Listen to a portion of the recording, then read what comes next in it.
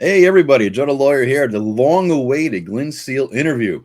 I've been talking about this for a week now. Thank you, Glynn, for coming. No problem at all. Thank you very much for having me. Anytime, man. This is great. I mean, you're everywhere. We were doing a little pre-show chat, get to know each other because we haven't met. I mean, I've known your name since the beginning of time, right, in the OSR, right? But we haven't actually met. But you are everywhere, and you're like listing out all the stuff you work on. I'm like, Jesus. Oops. Oh, here we go. I did not turn off. Yeah. This is the amateur hour. I did not turn off my own YouTube video.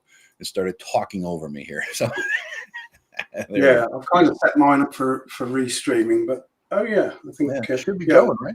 It ought to be going. Yeah, you've definitely popped up as right. Live on my phone. There you go. Whether mine streaming or who knows. Yeah. This is good. This means it'll be on your channel forever, this interview, for good or for bad. It'll be, unless you delete it, it'll be there forever. So any folks who want to refer to the video, want to know about me, here it is.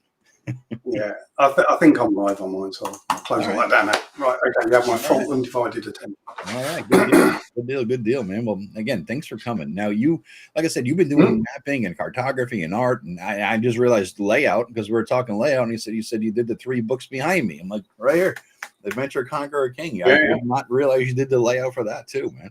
That's fantastic. Fantastic. Where did you get started with all that, dude? Were you always drawing from a young age? How did it start? Well, if I go back right to the start, we mentioned just before.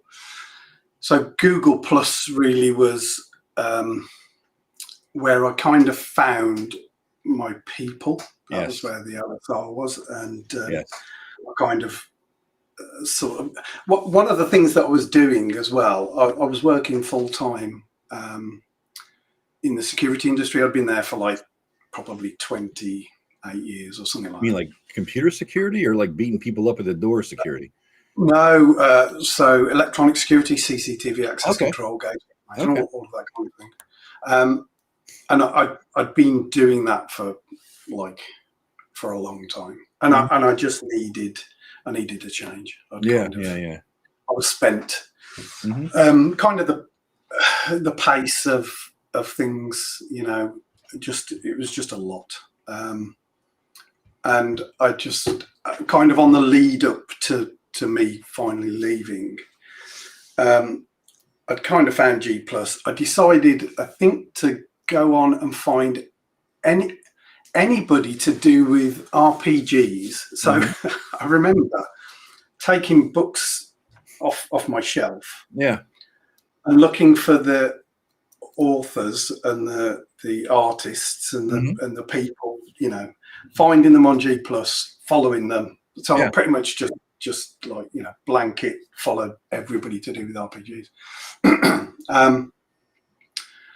And then like in the early days, I was just posting like 40k models and things that I'd painted. And I was kind of okay at painting, but I remember thinking, I wonder if I could ever turn that into a career, and quickly decided that the amount of time that you spend on a miniature, which let's say you spend 8 hours painting it in detail, you can't charge what is a good hourly rate times 8.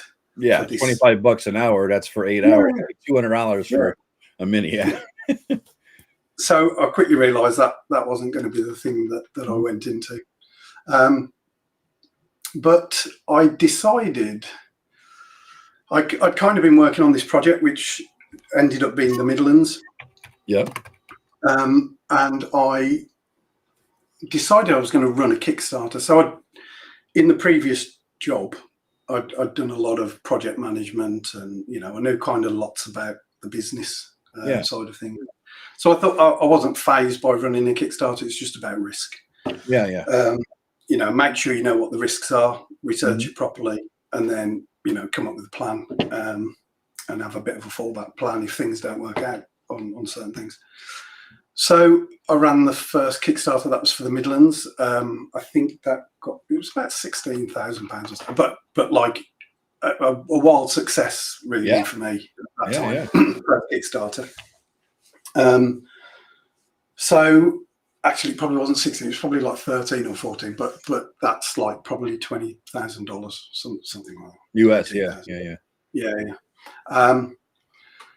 So yeah, I thought, oh, okay, this has got more legs than painting miniatures and things. I'm probably jumping ahead. Actually, I think prior to that, I'd been drawing maps as well, some maps. Okay. Now, did you start like D&D maps? Is that you're talking about, or just cartography maps? Yeah, I've been playing D&D since '85. So Red Box was like the first real. 85 or 95? 85. 85. Yeah, I was 84, so we started with Menser. Same thing. Yeah. Yeah. Oh, still got Red Box. Oh yeah, mine's falling apart, man, but it's still there. The corners have been taped up over and over again because they splat. You can make tape them in, but yeah, it's still there, dude. I mean, I don't think I've got pretty much any of my original books, because there was a time when I wasn't really playing D&D at all, and I'd sold my books and put them on eBay and stuff, and then like I had massive regret later, and then I basically just bought pretty much every old RPG again. Wouldn't it be great if you came across your actual book, like your name in the book, and you bought it secondhand? Yeah. Yes, here it is again. That'd be fantastic. It'd be lovely if somebody still got one of my old books with my name in, and sell it me back for double. Yeah, if anyone out there has Glynn Seal's old book, please send it to him. Reach out. Yeah. He's everywhere. He'll even autograph it, maybe give you a copy of Midderlands for free. I don't know. I got. I used to go on eBay and buy lots of books of people selling their stuff, and some came from the books. And what I used to do is I just take out the things that I want for my collection and then sell the rest, and that would pay for the amount that I pay for the things. So I get the stuff for free. Yeah, basically. But eBay is very smart now. It never used to work out spelling mistakes. So if you search for dungeons, you could spell dungeons slightly wrong, and you'd get the listings where it was spelt wrong. Whereas now it kind of self-corrects it, and it knows the game. So yeah, I've got quite a few good bargains by people misspelling their listings. Nice. I did a Craigslist thing back in the day. Did you have Craigslist out there in England? I don't think we have it. We've got a few similar. Yeah, online bulletin classifieds. I bought a few hauls for like people selling their collection for $100, and it's like it probably is worth 3,000. I'm like, oh yeah. Take it all. I'll take it all. Yeah, man. So 85 rather, with Mensa Red Box. How old were you? What not the I bet I would age shame like 14, 15. Okay, about the same age. So it's 2025 now, so I'm 53. So yeah. We're about the same age. So then what were you reading at the time, man? What kind of fantasy books were you into? What was your favorite? Because we all did it, right? We are, besides I'm not a massive, for a guy that publishes books, I'm not a massive reader. Really? Okay. All right. But back then, what did I, so Raymond E. Feist. Oh yeah. Magician, Silverthorn, Darkness at Second. Yep. Fantastic. Really into those. Massive. The Dragonlance trilogy, the first three. Yep. Lord of the Rings, obviously. Yeah. So I did read a few others, but they don't. I can't even remember what they were called. Yeah, I love. Yeah, so those were about the kind of some of my novel reading. Like if somebody says, "Oh, what Appendix N have you read?" I'll be like, "Okay, let's not answer this question because it's going to be embarrassing." Yeah. It's funny. You have to turn in your old school card if you didn't read all of them, right? I know. I've hardly read any, except maybe if I read them and then found out they were in Appendix N. Sounds like I started. I'm going to try starting to read all the Appendix N books again, just because I want to get through them. I'm going to read the Fafhrd and the Grey Mouser books again. I just read 3 Hearts and 3 Lions for the first time. I did a little Substack post on it. But Feist, those Raymond Feist books, he was my favorite. And it's weird because you read the books and it sets a framework in your head as to how D&D should be as well. And all my campaigns and adventures have always followed, I guess, that model. You know, you start out with this little nothing from nowhere, and then you end up being the greatest warrior, greatest magician, and it's always that. And that fits the whole, you know, adventure conqueror king scenario where you start low, you get high in the world, right? I mean, when you read books that are about that age, like they're foundational. Yes, especially for role playing, and the old books like the Red Box and the stuff, they're foundational. Which is why I think we're all kind of still into this and really like that old school style, because the kids nowadays, they'll remember their 5e books, and when 28th edition's out, they'll look playing 5th edition. You know. No, I agree. And you're rocking old school essentials. Is that your go-to game system? I've played that most recently. Also, another game, and this isn't old school. It's called Gaia Complex. Like Earth, GAIA. Yeah. Huh, I never heard of that. Let me grab it 1 second. And if you'll notice that Glynn isn't wearing pants and he's not wearing tidy whities like Eric Pinkard does when he stands up. So you're all there. We go. So the Gaia Complex. Okay, interesting. So it's basically cyberpunk game, but it's actually it's created by a really good friend of mine called Chris Shepperson. And Shep's worked for Modiphius, Monolith. You know, he's worked on some real good IP. He's currently working for Army Painter. So he's had to kind of shift out of RPGs into the paint guys over in Denmark. But he wrote the Gaia Complex. There's 3 of the books. I've done quite a bit of work for him, but we wanted to give the system a go as well. So we've been playing that. The most recent thing that I've played is playtesting my own system stuff that I'm creating, which isn't. Nobody needs me to write an OSR system. There's enough of them out there. What's the flavor of it? I mean, I know the Midderlands flavor, but what's the flavor of the system? How's it fit? How's it, you know? It's designed to be multi-genre, so you can use it for anything. Okay. So the initial incarnation of it's written based for fantasy, but I ran a game where I totally switched it out, but used basically the same rules. And it was set in 2048 in Ukraine, and you were mercenaries, and you needed to go to some fuel processing plant, and that all worked great. So that proved that I could pretty much swap it out as it is. You know, you're just changing casting spells for using psychic ability. You know, cybernetics or whatever you want. So it's very Twilight 2000-esque, which is what I'm aiming for. So yeah, that works well. But it's basically D10s. Okay. And you have a pool of D10s you roll, and 9s and 10s are successes. Okay. So and you have to get multiple successes to achieve better things. So yeah, but anyway, we were playing that, and that worked out quite well. So I'm pretty much settled on my system now. So I didn't want to do a house ruled OSR system because I've got 300 behind me. And I know.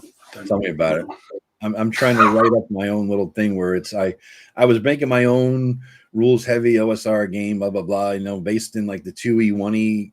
I guess chassis engine, whatever, and I was slapping on some 5e shit to bring it, you know, maybe I'll bring some new school folks over and make it relatable. But then I had this idea one night. I was like, you know, I wonder what an old school 5e Ranger would look like. And then I said, I'm going to write that thing just as a mental exercise. I started doing it. I'm like, you know what?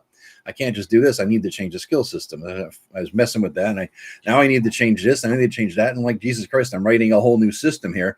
And then I was like, you know, I'm basically taking my old school thing and dropping it into the 5e chassis rather than taking 5e elements and dropping it into the old school chassis. So I'm like, this is probably more relatable to people.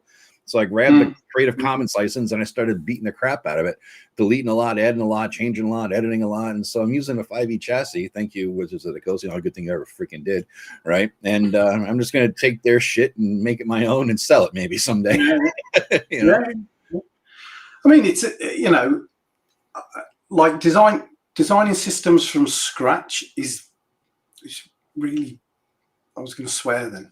Oh, feel free, dude. The only thing you can't say on YouTube anymore is the C word. Damn! And even if you say you can drop the F bomb all over the place, but not the C word. I know that's the English thing. They drop the C word for every other word, so you got to watch out. It could be. We could say it in an affectionate way as well. That's it. Yeah, yeah. It's a universal phrase out there. Out here, though. Yeah. You know. But yeah, designing your own system actually is really hard. And the system that I kind of been working on, I've been working on it for years. And what happens with me is I spend a load of time working on it because I've got a gap in the schedule. And I'm like, right, I'm going to focus on that. Spend loads of time working on it, and then freelance or whatever takes over. And then it can be like 2 months, whatever, before I get to look at it again. And when I look at it again, I'm like, that doesn't really work like maybe I hoped it would work. So actually, these periods of time where I'm away from it and I come back are actually really valuable because it's much more objective when you're immersed in it. Yes, like you can't see the wood for the trees, and so I do find that every time I've done that, I've made it better. To the point now where I'm pretty happy with it. I think most things work now. But the one thing I would always recommend doing is build your weakest adversary, and build the strongest adversary that you'll ever have in your game. Yeah, because that sets the 2 benchmarks for power levels. Interesting. Like the goblin and the Tarrasque or whatever, basically, right? That sort of thing. Or some god or something like that. Because initially I had an incarnation of the system where there wasn't enough range in the between, you know, being really powerful. Like you couldn't create enough pluses or, you know, enough dice pool to be tough. So it meant that like you didn't really have much options in between. So that ended up getting scrapped. Yeah. But yeah, build the worst thing that you possibly can, and that's nothing will ever be more powerful than that. That's pretty good. It's pretty cool, man. I like that. If you are designing like your system right now, because I've been back and forth in my head with this stuff, because I don't consider myself, I could publish an RPG, but I don't consider myself a game designer, because I look at it, game designing, as for most people, you're not starting with first principles and building on that. You're starting with something else and hacking it. Most people, right? Like, you know what I mean? So I look at me as like, there's a difference between a car mechanic and an engineer who works for Tesla, who designs a car. You know what I'm saying? I look at myself as a tinkerer. I'm messing with shit. I'm tweaking. I'm adding. I don't consider myself. I could publish 10 games, but it will never be an original Joe game, because it's always going to be standing on the shoulders of D&D, because that's where I live. Right? I don't think first principles. What do you? So I think if you think about all the games that you've ever played and like most of it's been done. Like most of the rule systems kind of exist for, say, skills or feats or whatever. Yeah. And sometimes I think there can be, if you're trying to be unique. Yeah. And that's a real driving for you want everything to be unique. Sometimes you end up making something that doesn't work because you're trying not to do something that actually works much better, but it just happens to already exist. Yes. Yes. So it's fine to take mechanics from like one aspect of another game system that really works well for your game system, and that's because there's only so many things you can do with dice, really. That's it. Yeah, you got a handful of dice. Yeah. So you know, and where people have tried to do that, tarot decks or playing cards, it's kind of just another different way of generating a random result. So it's a gimmick for the sake of gimmick rather than for the sake of a good game. Yeah, it can be for trying to be different, which is kind of what I'm getting at. You know, don't try to be different for the sake of it, because you might be limiting yourself in some way. Yeah. So I would always say, like, if you think of a good way, it just happens to exist, then maybe that's the best way. Yeah, and especially if it's free to use because of the Creative Commons license. You know, I'll steal it. As well, most mechanics can't be copyrighted. Can't copyright anyway. We think that until they challenge us in court, right? Yeah. Then we can't afford to defend ourselves, and then next thing you know, there's a precedent set, right? So but like you said, steal from enough sources, as Austin Walker says, you steal from enough sources, it starts to look original. It's true. You know, I just steal from everything. The welcome to the £1,000 or whatever it is I earn from game design. So I'm sure my impact of using somebody else's mechanic won't harm them at all in any way whatsoever. The more love is out there in the OSR, the better. You know, sharing, and that's kind of what the DIY thing is. You know, what is the OSR to you? What do you consider it to be? This is the loaded question of the day, or maybe one or few loaded questions of the day. But what do you think it is? Is this like the definition of you know, which game qualifies itself as OSR? Maybe, or maybe you lay out principles that would be able to help people qualify a game as OSR or not, right? So, like, people have the debate of, is Shadow Dark OSR? I don't know, right? That kind of a thing. It's an OSR adjacent. Is it truly OSR? Stuff like that. Like, what do you consider to be OSR in general, and then what do you consider to be an OSR game? Yeah, I've thought about that a few times, and then I've thought, you know what, nobody's yet been able to really define it, so there's not much point in trying. But you know, I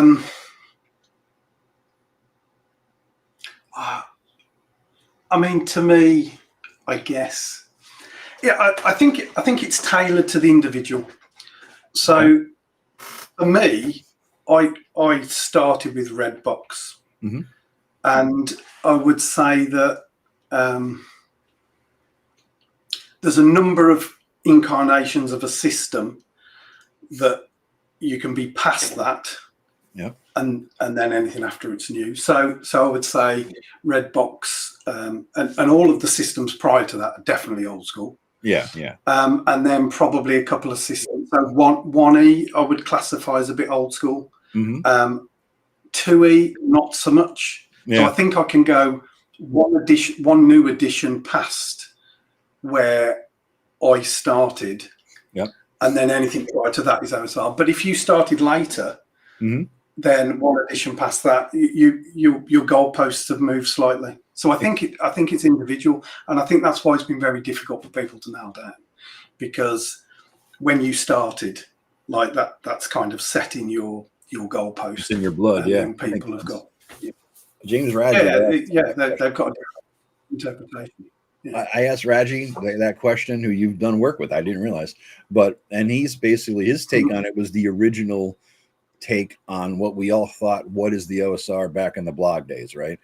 His take still remains the same, that the OSR is a system of, you know, a group of game systems and adventures that are compatible with all the old RPGs, all the old D&D stuff from like first edition back. Like if you publish an adventure, right, like this, which you have maps in, right, the Incandescent Grottos, this is OSR not because it says Old School Essentials, but because you could take this and get the Me Red Box, right, and run this with that with minimal tweaks. So that's his take on what it is. And I kind of feel the same way. I mean, it's a simple definition, but it still works. You know? Yeah. I mean, you can do that with 2E though. Like I could take 2E, and you know. So But some people would say not 2E. I think 2E is definitely OSR.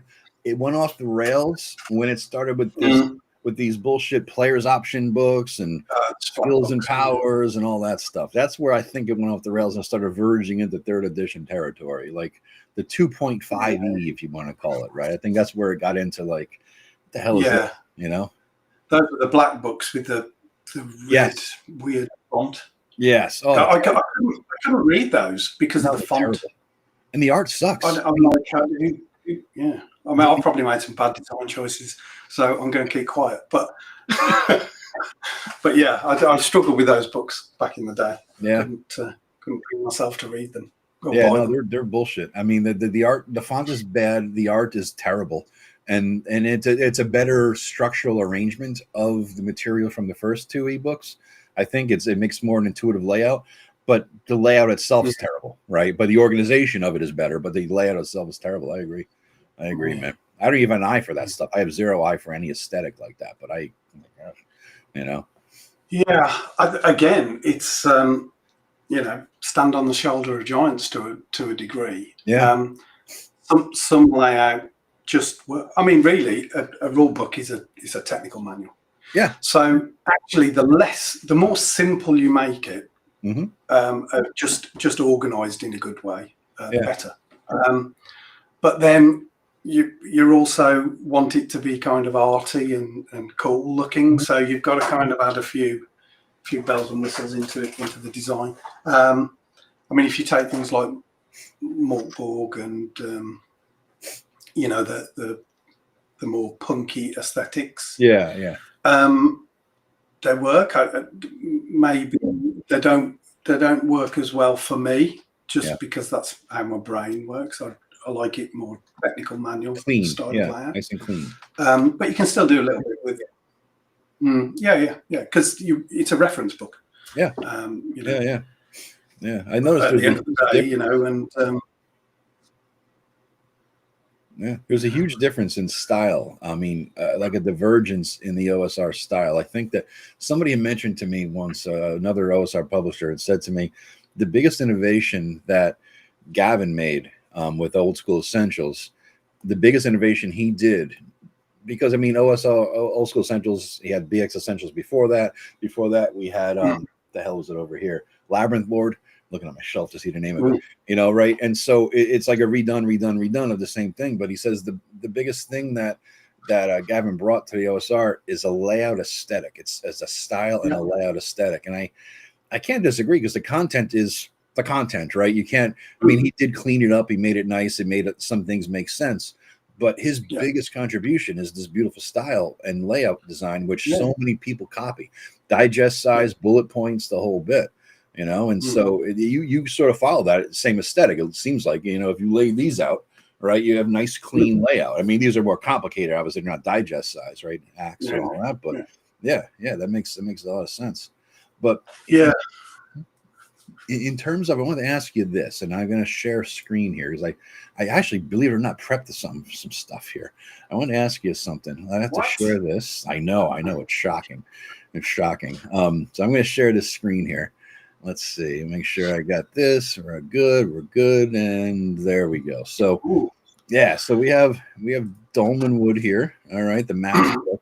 But what I really want to ask you is about the layout style differences in adventure modules these days, right? Because there's a huge difference that we have. Like if you look at Halls of the Blood King, right? Now you did art in this, you did the cartography for this, right? So I did the map. I got Gold ENnie award. You did, this map right here, right? Yeah. Cartography was a gold. Yeah, that's the Yogor, I can't pronounce his name, but this is the Gold ENnie you won for this. It's a good adventure.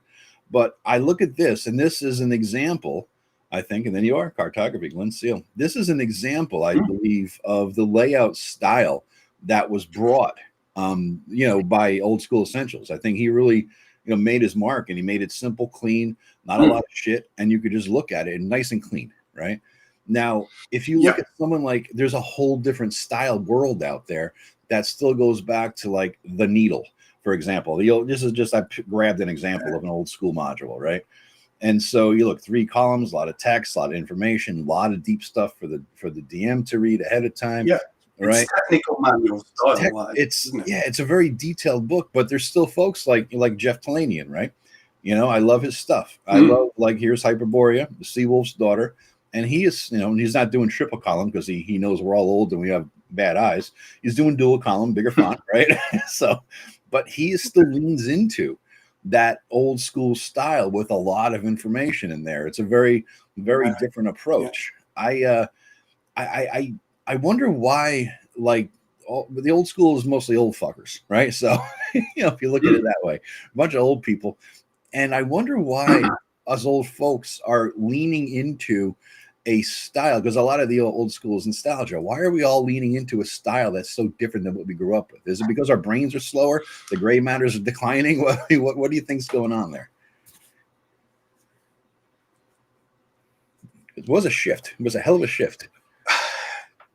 I think it's more about trying to replicate the feelings that you had when you open these things up, the sense of wonder that you had when you open these things up when you were younger.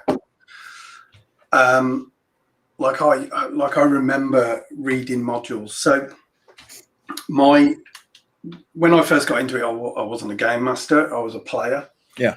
And the first book, I first played Beckme Red books. But the first book I ever owned was the AD&D One-E Player's Guide. Yeah. And that to me was like this tome of wonder, esoteric knowledge that not everybody got to read. Yes. And I remember my friend who was the DM saying, don't get the Dungeon Masters and don't get the Monster Manual. Right? That's how we had to do it. Yeah. I told my brother, never read the DM guide. And he's reading every night with a flashlight, not telling me, Yeah. So for Christmas that year, I said to my mum and dad, right, I want the Dungeon Master's Guide and I want the Monster Manual. So yeah. And I remember when I got those, I was just like, this is like the most amazing book I've ever owned. It's like secret stuff, and I haven't had that feeling since with more modern stuff. I know. But I think I still chase it. I've got so many books. I know, dude. Tell me about it. It's bordering obsession, I think. But I don't always buy a book to run necessarily. Some of it I'm just backing Kickstarters that I'm working with people on, and I like to kind of contribute. But some of it is I like to look at the aesthetics of it. I like to see how other people are doing things. But yeah, I think we're just chasing the old days still. So that's why people like the older, like Jeff Talanian style. You're saying maybe that they're looking like, God, this is the old days. Yeah, because that's what they loved as a kid, and they still want that. They want that feeling, And when you get Jeff's stuff and you open it up, and it does feel a bit like the old days. It's like it does. His books are solid. There's a feeling you get from getting these not old books, but books in the old style. In the old style. So I think there's a bit of that in it. I agree. Arguably, some stuff's a bit difficult to pass at the table. Mm-hmm. But whether I mean the original stuff, all the old D&D modules, I-11, that they were sort of difficult to pass at the tables. It's not in a Gavin's Necrotic Gnome OSE style. And I think as we've got older, we do want it to be easier to run at the table, because we do realise that actually some of the older layouts were a struggle. You stop in mid-game reading like a massive wall of text trying to figure out what's going on. If you can avoid that and keep play continuing, then that's obviously better. But basically, you just need to read it and understand it all before you play it. but we don't have the time. That's the thing. I agree with that. I was going to lead into that because I noticed, you know, when I was a kid and I'm DMing something, what the hell do I got to do at age 15? Nothing, right? Because we played D&D, that means definitively we didn't have girlfriends. So we had nothing to do at age 15. But so I would buy the adventure module, right? And I'd sit there and read it. Just, you know, in the bathroom at night in bed, blah, blah, for a week before we had a chance to play it. And so this thing is here, right? Because I had kid brain, I could memorize it, understand it. You know, I wasn't, you know, scraping my head and making pauses in the game to do it. But nowadays you want to get something, it's like you got work, you got kids, you got the wife, you got the house, you got the mortgage, you got the dog, you got the bullshit of life, you got the boss being an asshole, all this shit. And you get home and you got to run the games like, oh God, I didn't read anything. I need something simple. Give me something easy. Oh, here it is. Perfect layout format. I can just look at this and just run it without the bullshit. Yeah, I think that makes a lot of sense. You know? Yeah, I mean, some stuff, you know, you do the bare minimum of prep that you can, and then you're pretty much freestyling the rest of it. Yeah, which is kind of the way that I normally have to work, because I just, you know, in between, it's kind of a bit of a busman's holiday as well, running a game these days, because I just like, I've just been for the whole week buried in, you know, laying out adventures and this, that, and drawing maps. And now I've got to do it for fun as well. I don't, you know, work for fun. I'm very, very privileged. But yeah, I think just having to freestyle stuff these days is pretty much what happens, because I just don't have the time to plan everything in detail. As a person without a wife or kids, I have the time to do all that stuff. So I go the other way and I prep insane amounts of hours. I'll prep 12 hours to run a 3-hour game.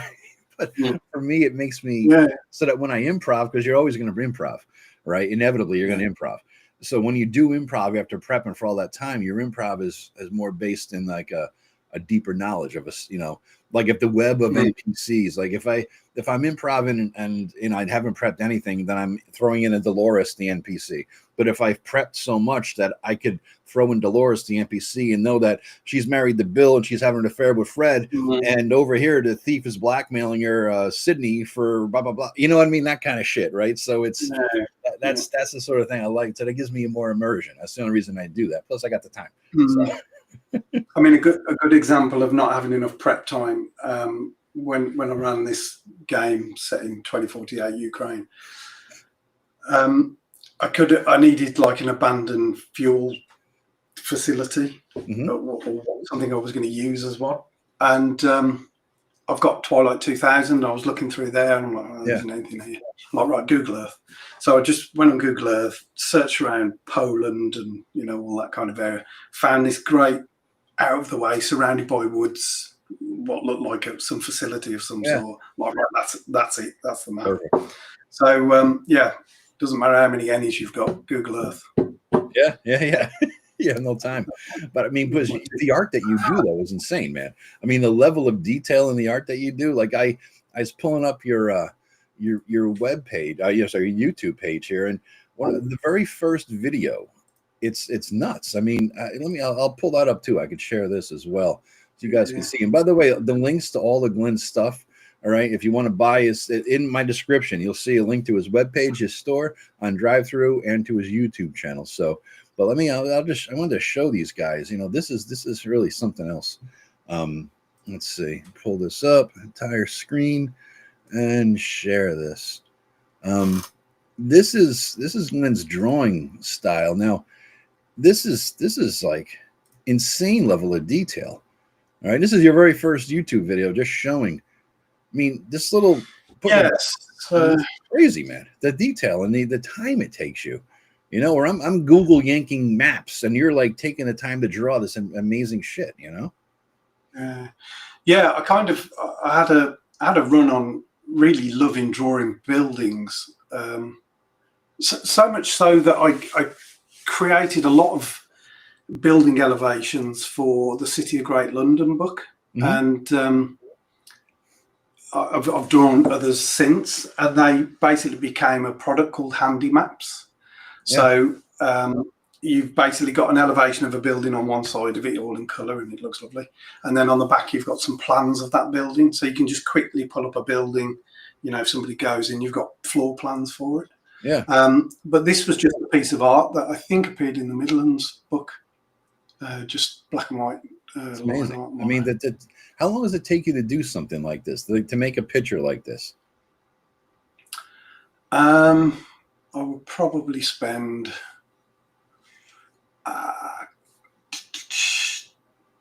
about maybe 3 hours or something. Wow. Like that. So this whole picture would take you 3 hours to do?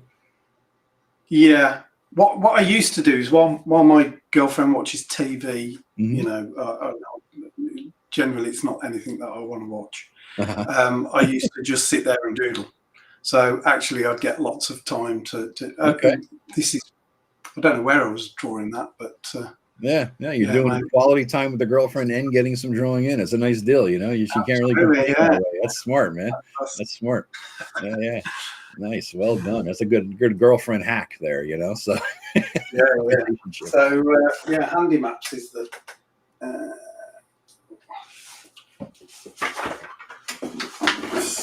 Some more in here. Here, let me highlight you here. I think I could see how the hell to do this. Maximize you. Oh, there you go. All right, there you go. That's all you now. There you go. So that's like a church, and then on the back you get very plans. Nice. Very nice. You know, if you need a quick structure, so that's another kind of weird structure with plans on the back. But yeah, this is like a foundry. Yeah. Oh, that's cool, man. Can I see that again? That was pretty slick looking. I like that. That's very neat. I like that. And then some plans on the back. Now, do you go do research for like what do the foundry look like in 1500s or something, or? Yeah, sometimes. So I don't know whether you're familiar with a book from Lamentations called The Staffordshire Trading Company Works of John Williams. I've heard it, but I don't buy a lot of his stuff anymore. Most of the Lamentations should have is from the early days, but I haven't. I haven't bought a lot since he was, but I did buy a shit ton over at North Texas. Okay. So this is that book. Okay. So James got in touch with me and said, "Can you do me 128 maps?" Oh, Jesus. I was working full time back then as well. Oh my God. And I was like, 100. That's going to take like forever. Yeah, that's a beast. And and I thought, I'm not quite. I don't know about this. Yes, enter. And I was just like, oh shit, like. And it was all 17th century stuff. I'm like, it's gonna I'm gonna have to really research that. Yeah. I'm gonna spend a lot of time. Anyway, I think it was probably 12 months later. So let's see here. I'll highlight you again. So this is basically wow. the map of Europe, and it shows a journey on it. And the premise of the book is that this guy is he's basically a spy for the English crown. Okay. And he's going around, traveling around, drawing locations. So that's the guy. Oh, okay. Okay. And then basically the book's filled with probably not very good. It's very cool, man. Ships and 17th century locations. Wow. You know, that's pretty damn slick, I gotta say. That's a useful that's his kind of historical research level stuff.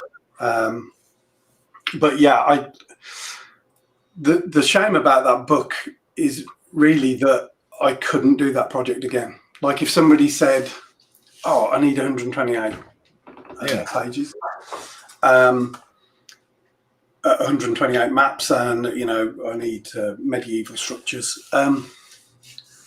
Because this is a full-time job now, whereas it wasn't when I did that project, which took pretty much every weekend and every night that I had spare. I don't know whether I could make it work because I'd have to charge for each map, and that would make it potentially totally unviable. Yeah. But yeah, it's that's probably it's the biggest project time that I've ever spent on a book. And as you told me, I just pulled it up here. All your rates are out there right now from MonkeyBlood Design and Publishing. Yeah, they're on the website. Yeah, click on there and you see all the rates if you want to hire Glynn. I guess which leads as a natural segue due to since most of the RPG people I know, they're in the publishing side of it, not as much like you publish obviously, but you all also do a lot of writing and maps and pictures and this and that. What's your take on AI? AI art, AI maps, AI images. I mean, what you must hate it because it's a job. So, I mean, I've worked on projects where, like layout projects, where the art provided is AI art. Yeah. I haven't worked on any projects that I'm aware of where the writing is AI. Yeah. I don't really like doing it. I'd much rather, people got paid to create art because there's some absolutely mind-blowing artists out there. I know. I saw a picture the other day that I'm like, that's not AI art. I managed to research the artist, but the amount of people that were saying, "Oh, that's AI," and I'm like, I don't think it is AI. So I did a bit of research. I'm like, no, it's not AI. There's the guy there's his website. But so the risk is now that really good art, people are dismissing as AI, and that's criminal. Because these guys that are making some of this art, and it's not AI. Yeah, it can take weeks to create some pieces, and it's getting to the point where it's very easily dismissed. Yeah, and I think that's a tragedy. Yeah. I mean, I've used a little bit when I'm doing layout, just purely for setting up purposes. But what do you mean, no AI art for layout, or no? I'd use it for like testing a layout design or something like that, and just see how something looks. See how it fits in there or something. Yeah. But I wouldn't use AI art in my own. Yeah. Because I can generally draw it or pay somebody, and I'm happy to pay somebody, especially if it's a Kickstarter. Yeah. Because we might have some revenue for art then. Yeah. So, like the latest project that's just come out, which is Rycroft. So, all the art in this was. This is your project, right? Yeah. So Rycroft it's a cemetery crawl for Old School Essentials. Yep. It was kickstarted. I think most people have got their stuff. So all of the art in here is either myself, John Hodgson, or Wanachoa. So no AI art. Nice. And, that's the way I prefer it. I'm seeing what's going on, and like I follow it. I'm kind of a news junkie. Sadly, I follow social stuff, political stuff, all that shit. So I'm looking at what corporations are doing with AI. It reminds me of the Cold War arms race that we all grew up with, right? Our age, because if you know that another competitor company is diving deep into AI to cut costs, well, goddamn it, you got to do the same thing, right? Because you don't want to get undercut. And so this becomes an AI arms race, and people are investing a shit ton of money into AI in order to, in the long term, be able to fire more people because AI could do your job. And with one person doing the work of 5 because they have AI at their disposal. Now, it's not turning out so well, from what I understand. In a lot of cases, it's turning into a flop because AI is not where people think it is. But I see that same dynamic perhaps happening in the RPG industry where, if you're like Kelsey Dion, I'm not sure. She has Shadow Dark. She made several $1 million. She could afford you. She could afford Larry Elmore. She could afford, and I'm not saying you're expensive. I'm just saying she could afford to pay you something. Whereas anybody else who's just like a shithead, let's say me, right? Go to work, working stiff, dude, come home. I want to put something out there. And I'm thinking, shit, I want to get really good art. And I'm thinking, how the hell do I pay for this? Right. I mean, at the end of the month, you're making the bills, you're paying the rent, you buy a pizza, you buy a bottle of, you have a bottle of whiskey here, and you're good to go. Right. And so it's like, where the hell's the extra money? Especially if you got wife and kids and the family and all that shit. There's no extra money, especially with the goddamn inflation rampant. But you do want to have this dream, you're going to put out a fucking book. And you see, and art's expensive. Like good quality art is very, very expensive. And you can only really afford that. You can only really afford that if you're crowdfunding. If you can afford that because you're paying through your salary that you're earning from your day job, then are you realistically going to, without crowdfunding, get the money back from the investment? And the reality is, for most people, you're not going to do it. No. And you know, a lot of stuff's, I guess, heartbreaker stuff, and it's, you know, people just want to publish something. Yeah. But I think you do have to be realistic about that. You know, there's a lot of competition out there. There's a lot of people creating things. Yeah. And you know, only some stuff pops its head over the parapet to reach more eyes than just like a sprinkling. Yeah. I mean, I would say, like, the stuff that I've crowdfunded, like I've got a goodish reach, but like there's people publishing things at like, I guess, the same level that have got far greater reach than I have. Yeah. And that's because I'm shite at marketing. And I'm the kind of person that wants to, if I'm going to pay £1,000 for marketing, I want to be able to measure how effective that £1,000 was. Yeah. And I can't do that. Marketing's nebulous. And, you know, I can kind of see through some of my Google Analytics stats on the website and WooCommerce stuff, but it's still not that ideal. And trying to figure out Google Analytics to give you probably very detailed information about how good your marketing is beyond me. I don't have the time. Yeah. So, but yeah, like, you know, you need to be careful about sinking thousands of pounds into artwork on a project that's got very little influence beyond, like, you know, your friends and family. That's it. 10 people that follow you on Facebook or whatever. Exactly. I mean, it seems like what my friends, like, you know, Rob Connolly, Greg Christopher, Matt Jackson. But Matt said hi, by the way. He told me to make sure you know. Yeah. You know, he says he loves you, man. Yeah, I've got very fond memories of Matt back in the G+ days, because Matt was creating maps and I was creating maps, and he did. I think it was like a wounded warrior veteran project or something, and he was getting people to do maps, so I did a map for that. That's cool. He got Mike Schley as well to do a map, which was a very good. Who? It was a coup. A guy called Mike Schley. Oh yeah, he's an amazing guy. Yeah, tons of wizards maps. Really good, very good technical. Great detail. Yeah, artist. Yeah, his stuff's fantastic.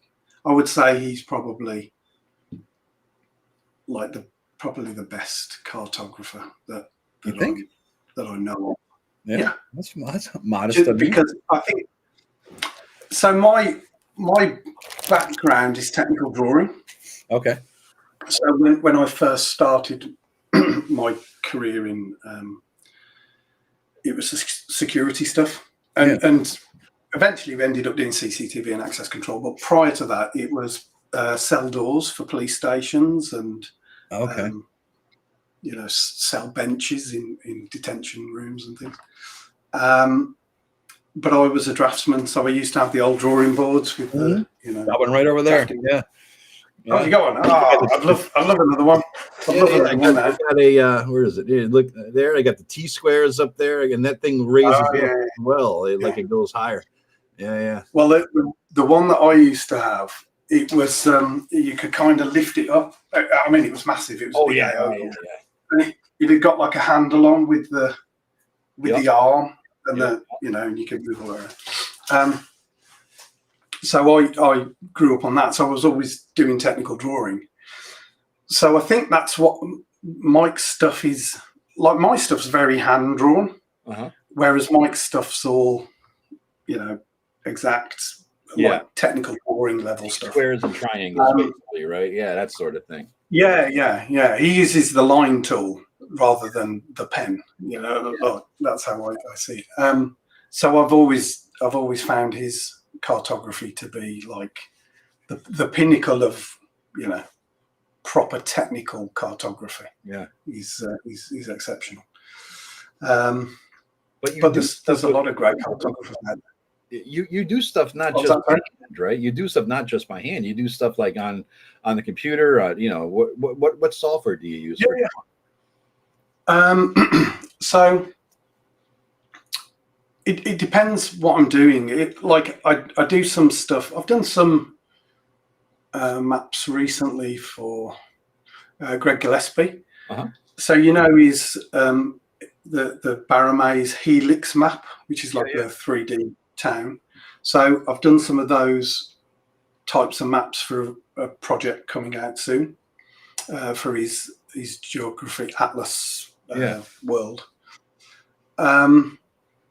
So those are all hand drawn, but sometimes with the 3D stuff, I'll build a model of a town in SketchUp. Yeah. Just so I can make sure the proportions are about right, and it's there's nothing outstanding or glaring that look odd. And then basically use that as a trace on a light pad and just hand draw it all. So I do tend to do that for black and white stuff. Okay. But then other stuff, color primarily. I'll draw that in a program called Art Rage, which I've got a graphics tablet and a pen, so it's kind of hand drawn, but it's just done in the program. Yeah. And then I do all the coloring and texturing. There's some examples of that kind of stuff on. Like what about website? This just I received in the mail. I'll show myself just because I think this Stonewood, right? Yes. Right? Yeah, here we go. There we go. This is an amazing map, and it's the cloth is awesome. I mean, the whole feel of this thing. I'll bring it in a little bit closer. Get a sample so people could see it here. I mean, look at the level of. I'm gonna hold it still so you can look at the level of detail. Look at that, and just awesome. What did you use for this? How'd you do that? So the map, the artwork of the map itself is done in Art Rage. Art. How you spell art? Yeah. Is that what it's called? Art Rage, all one word. Okay. And Rage. And then all of the markups and the roads and the rivers and all of that kind of stuff was all added in Adobe Illustrator. Okay. I hate Adobe Illustrator. It's the most unintuitive piece of software I've ever used in my entire life. I don't know why it exists. But anyway, as Gavin will tell you, I love Adobe Illustrator. Yeah. But he does a lot of his stuff in Adobe InDesign and Illustrator Photoshop. Okay. That was one of the requirements. So I was like, okay, seeing as it's you. So it was a bit of a mixture, and that tends to be the theme. I'll draw something in one program, and then I'm going to add labels on and do something else in another program. Okay. But the Affinity suite, so Affinity Designer. Yeah. Whoop. Oh, Jesus. Whoa, we just lost Glynn. What happened? I didn't see him click a button, but there he is. He's back. And what happened there? That was weird. Yeah. I thought I'd be the one. We're having a big storm here in Connecticut called a nor'easter, where you got a lot of northeasterly winds blowing power lines and trees down. So I thought I'd be the one to lose power. Might be because I opened up another browser window. Okay. Crashed you out. Yeah. No, but I have Affinity for the publisher, Affinity Publisher. Yes. I'm trying to learn how to use that. And as I was browsing your videos, man, you have how to use Affinity Publisher to create a zine in a zine form. I'm like, this is perfect. I'm going to learn because I want to try to minimize the cost. I know I have no sense of aesthetic layout or art or anything like that, but I know I can learn how to use a program, right? So if I can minimize my costs on publishing something by laying it out myself and get a tutelage from you watching your videos, that's fantastic. That's something like that. That's fantastic. So I want to learn that, but I can't draw for shit. So Affinity Affinity Pub. So the first program I use for layout. I'm just looking in chat. I'm very rubbish at looking at chat and talking. I can't do two things at the same time. Yeah. My autism level brain. I get you. Somebody's talking about PageMaker. I never used PageMaker, but the first program I used was a program called Page Plus, and it was by the same company that now release Affinity Publisher. Yeah, Serif. And I got to learn that program inside out, so I got very good at it. Then it was actually a project for Frog God Necromancer Games. Yes. I'd suggested to somebody, it might have been James Spahn actually, that it'd be great to bring the Midderlands to do a 5e version, but there's not much point me doing it because I don't have access to a 5e fan base or anything. Yeah. And then I think it might have been Zach that reached out and said, a little bird tells me that you want to do the Midlands 5e. Yeah. And I'm like, yeah, I think it'd be good. So, time moves on. And the agreement was that I would create a 5e layout version, which would be a bigger book. So the original, so that's the size of the original Midlands. Copy. Yeah. And then we do a US letter size version of it for 5e. Is it just expanded bigger, or did you have to really just change everything about it?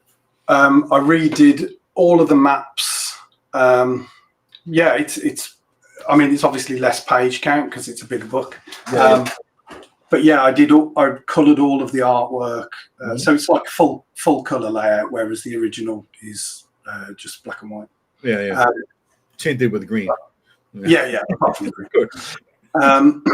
So yeah, that part of that agreement was that I would do the layout in InDesign. Yeah. So that they could have the files for their, records and stuff. Yeah. And I was like, right, okay, I've never used InDesign. Oh. And now I've got this huge project, and I was like, yeah, it's fine. I've got a habit of doing that. You have a habit of doing this. Sure, James. Sure. Yeah. And I think that's one of my.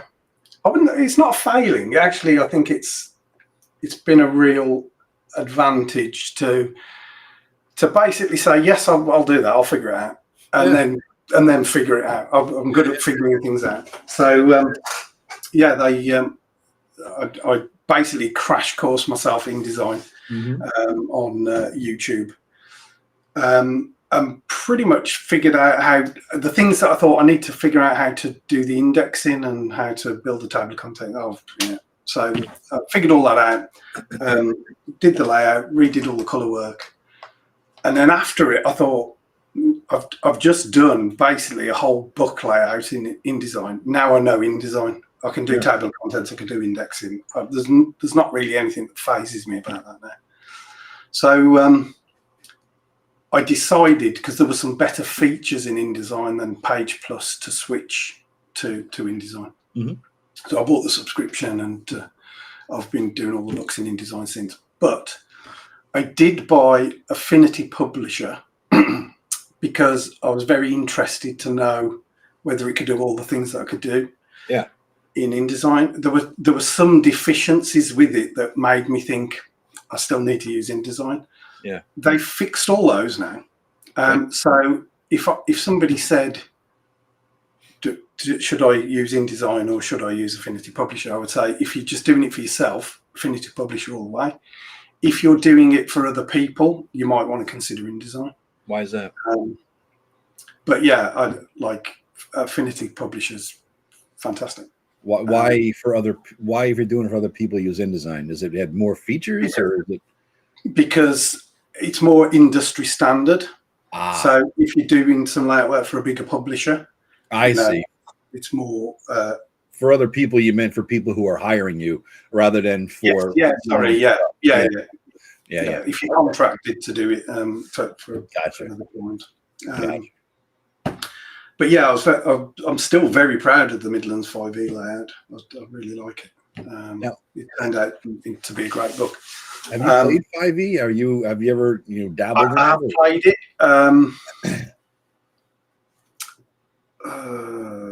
Yeah, it's okay. Yeah. I'm talking about the 2014 version. Yeah, me too. I bought the 2025. It's somewhere back there just to see, what I could steal from it essentially. But no, I'm never gonna play it. It's shit. Yeah, I've concluded. The latest D&D stuff. It's just not. It's not created for me. So I'm not going to get angry about that. It's just the way it is. Things move on, and I've got all these other games that were created before that serve all my purposes. So agreed. I don't really need to lose much sleep about it. But yeah, probably 3E was. I bought 4E and we played 4E. Ooh. Felt very chess-like. Didn't really feel like I was playing like I used to. And I did buy 5E and we had a couple of games. I think we were playing one of the adventures, Storm King's Thunder. Yeah. Well, we kind of got probably about 10 sessions in. And then, gave it up. Their adventures. I mean, the 2024 core book, I call it good enough D&D, where it's like I'm not in love with it, but I don't hate it. Right? Yeah. Their adventures, on the other hand, are the beginning ones were better than the later ones. The later ones were pure shit. Yeah. The beginning ones, I looked at that as they have elements that are decent. That if I took this from that one and this from that one and did some sort of duct tape and bubblegum situation, I can make something for myself and add my own elements to it. And I got some maps and some stuff. That's how I kind of used it. But for the most part, and I got a shit ton of it over there I bought. Up till Tasha's Cauldron of Bullshit, everything was decent enough I didn't feel like I got ripped off when I bought it. After that, it was all over. Yeah, I think that was the time I stopped kind of buying them around there, and Xanathar's something or other. But yeah, I've still got the starter set, the essentials kit, and the books. But I think that will probably be the last official Dungeons and Dragons stuff. Because I think the benchmark for me is when I open the book up and I see lots of smiley, happy faces. I'm like, oh, I want a bit of danger, risk, and edge, and I want to see some blood splats, and that's what I want. Did you see the new starter set, dude? Did you see that piece of crap? That new starter set they came out with? I think there was something online. It was terrible, man. I'm reading through it, and it's supposed to be keep on a Borderlands. You get to the keep, and you start doing these bullshit quests like my goat is missing. Can you find him? How the hell is a goat missing in a keep? The thing is, it's in the keep. Yeah. And another one is, the innkeeper says, I'll give you a free night or whatever in my inn, but I don't want to get up early. Can you get up early and wake up some of the other people, but don't wake up anybody else? I'm like, how is it? What will Conan? Here's my, as I was thinking about this morning in the shower, do my best thinking in the bathroom, either in a shower or on the porcelain throne. And I'm thinking to myself, if Conan walked into the keep and the woman said, find my goat, he goes, I will find your goat, kill your goat, and eat your goat. This is what would Conan do, right? That's what would Conan do. This is not a Conan style adventure. Everybody's, like you say, smiley, happy faces. This is evil shit. You got to go kill and survive and live, and you're grizzled and scarred and battered and like PTSD and 1,000 yard stare, and you're like, that's D&D. Fafhrd and the Grey Mouser and Conan. This happy ass bullshit here. Come on. What is that? Anyway, I rant over. Sorry. I get it, and I mean, some of my most memorable sessions have been kind of borderline horror. Like rooms you don't want to go in, that kind of stuff. I guess it's like an age and an age thing to a point. We didn't grow up with trophy awards. The 70s, and spent all night and day playing outside and climbing trees and breaking bones and wandering until the streetlights came on. And that was it. Yeah, a whole different thing, you know. Yeah, Agile Monk says it's definitely not your grandma's Keep on the Borderlands. I completely agree. Nor is it my Keep on the Borderlands. I didn't even start with that. I have actually never played it or run through it, but I have obviously we all have it, right? We all read it. It's like we get it. This isn't a great advice in it from Gary, and it's like a really good adventure. And what the hell they did to it, I can't even imagine, you know. Yeah. But I mean, there's a stark divide between 5e players, the new school and the old school. How would you? Any ideas on how to bring disillusioned, disaffected 5e players into the old school? How would you get them there? I think Shadow Dark's doing that, isn't it? You know, it seems to be. It does seem to be. Because there's not for its success that's not OSR only people making that the success that it is. Agreed. Agreed. Otherwise, you know, there'd be loads of OSR £1 million Kickstarters. It's because I think Kelsey's done a fantastic job of marketing. Yeah, she's very personable. She's a nice person, and fair play. You know, I'm sure we all wish we could. Well, I say that. I think I would probably not want $1 million Kickstarter. I can see that being a huge stress. Really? Why? Because then I've got to turn it into a business. I need to employ people. I've got to have health and safety policies. It's just like HR departments. Yeah. First thing I would do is employ a managing director to manage it all. Do you think do you really need that for this scale? I mean, she has fulfillment. She has her wife is doing the marketing. She does the writing. She figures she's probably the project manager, it seems. She hires people to do the art, blah, blah, blah. She puts it together, and then she publishes it. What do you really need that big of a business for? Look at James Raggi. For all he's doing, it's just him, right? So, but I think I'm much more of a creative.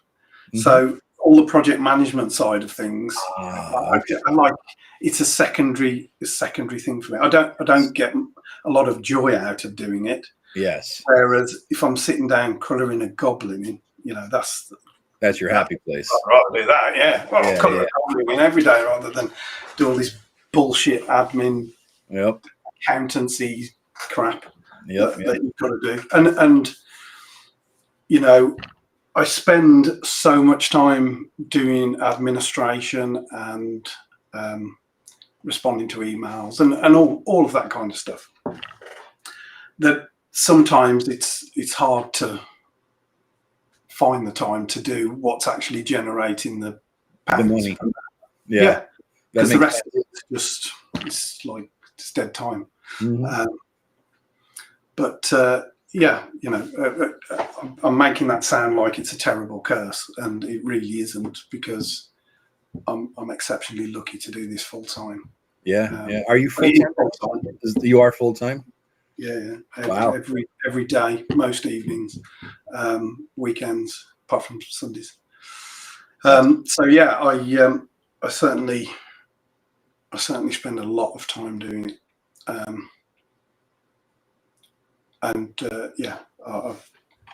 wouldn't want to do anything else.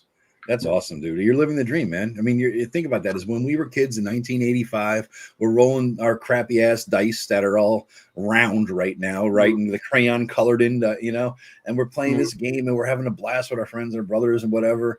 You know, and I can't even go back in time. If I told myself back then that someday I'd be doing whatever YouTube is, right? You know, 40 years later, what this is, and then maybe publishing my own thing, and I can't imagine my kid brain would even accept that as a reality, you know.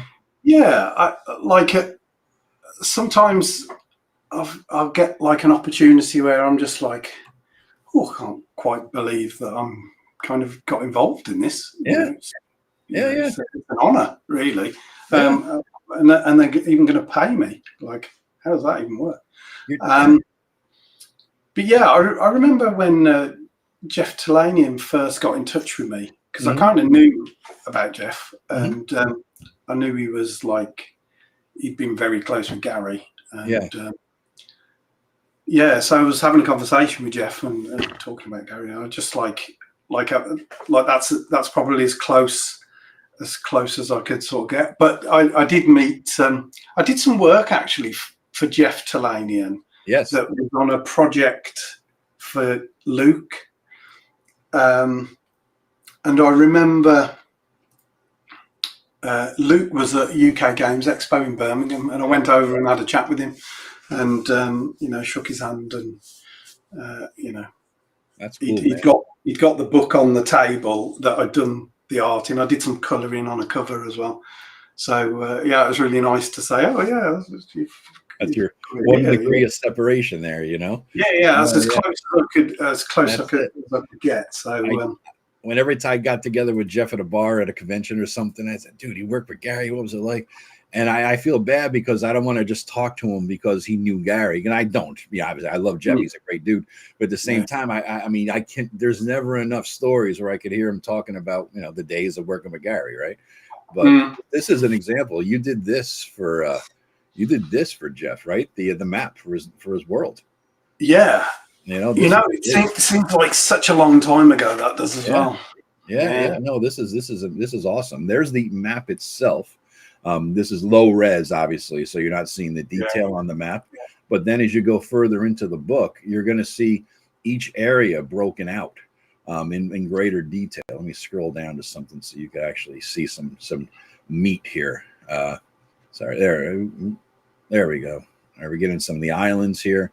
And so, he has the inset. There we go. Then we got some meat here. So you did all this, right? Yeah, that was all you. Hand drawn on a piece of paper. Are you serious? That's all hand drawn? It was massive. Yeah, it was a massive piece of paper. Jesus, man.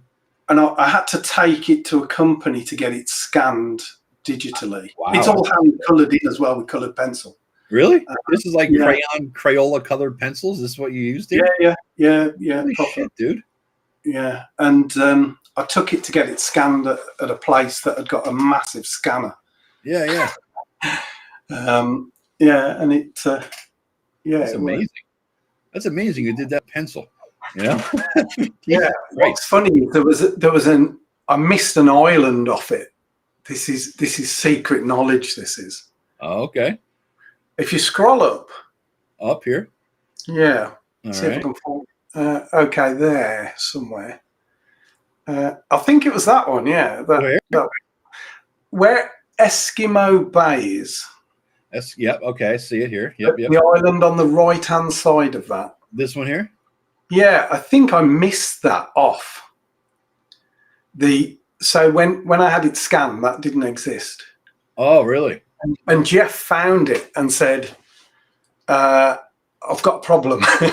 So you've missed an island. Oh, crap. So yeah, that was added in digitally. But the actual map itself was a Kickstarter reward, the physical map. So somebody's got that map somewhere. Really? No shit. Yeah, the actual hand-drawn. Wow, that's awesome, man. I know, Jeff. I've seen the first time I saw this map really in close face up here was I saw it at a convention in Massachusetts, right over the border, 2 hours from North America, TotalCon. And Jeff was there, and I was happy. I got to play in his game. I got to hang out. But it was the first time, And he had this map, this canvas map that he laid out on the table. I was like, holy shit, that's great. I love the whole concept because, man, you grow up with the Darlene map. It was so nice. It was precious. You don't want to taint it. I'm like, Jeff's laying this $100 canvas map on a table with a bunch of drunks because that's, that we're going to knock something over, spill shit there. This is like, Jesus Christ. He did send me the canvas one. I think I've got it somewhere. Do you have a copy of the canvas one? I think I do have the canvas one. All right. I think it's squirreled away in a roll-up tube. Yeah. Hey, listen, we're coming up to almost the hour and a half mark. I know you said we pop a break. I am known for two things in the OSR: good hair and tiny, tiny bladder. So if you want to take a quick break here, we'll hit the head. You're good to go. I'm okay. I like if you need to take a break, I'll just take one at the same time. All right. Yeah. I'm okay. Yeah, well, we'll come back in a couple minutes, guys. So we will be right back. And I think what better thing to do than to share this screen with y'all so we could see Jeff Talanian's map here, and we will be right back in a couple of minutes, guys. Okay. Okie dokie. All right, and I'm going to mute myself here so I don't hear the toilet flush. Be right back. Okay.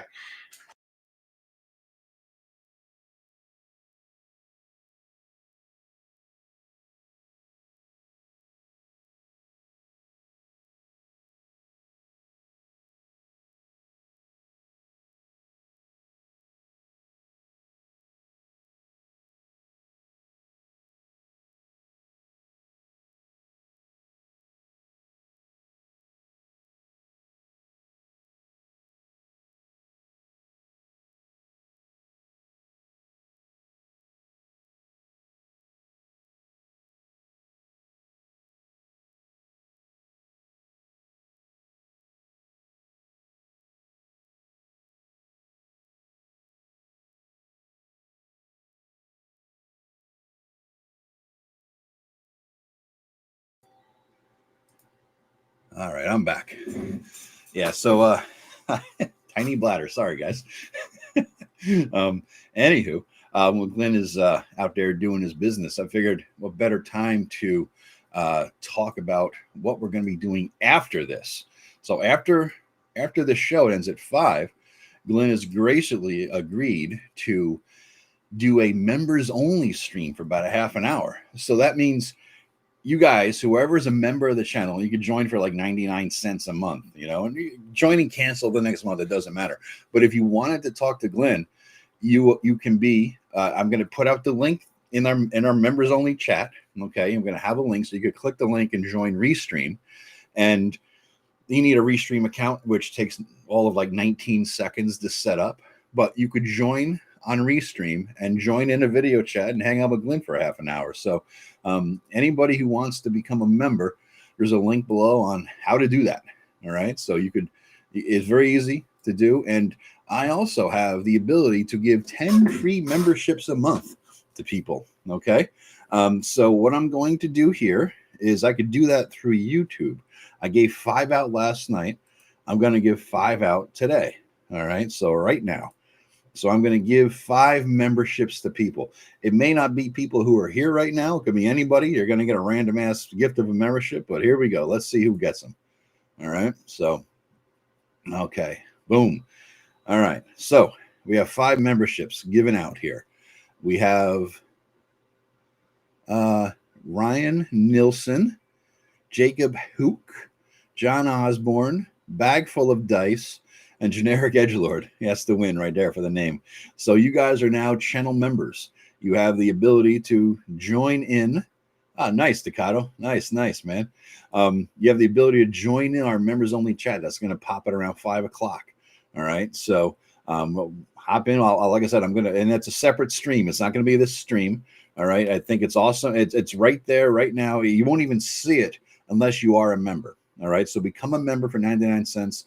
You'll be able to see the members only stream as, you know, you could join up and watch it and then pop in. I'll give you the link. You could pop in and just bullshit with us for a while, you know, bring your own beer. All right. So you're good to go, man. You're good to go. Yeah. So Glynn is, all his stuff. You have links below, guys. You could pick up the Midderlands. Click on the link there to get it from Drive-Thru. It's a really, really great book. And you have a link to his MonkeyBlood Design page as well. That's in there too. So that's where he sells stuff at his own, you know, his own personal store there. So we'll get into all that sort of thing next. I figure next time we'll get into the whole publishing business. You know, that might be the next sort of, you know, topic du jour here. Yeah. So we'll get into all that stuff too. How do you like it so far, guys? Do you have any questions for Glynn so far? Anything you want me to definitely ask him or address? I'm trying to keep track with the chat here and what you guys are talking about, but I want to make sure I get anything in there you guys want to talk about too.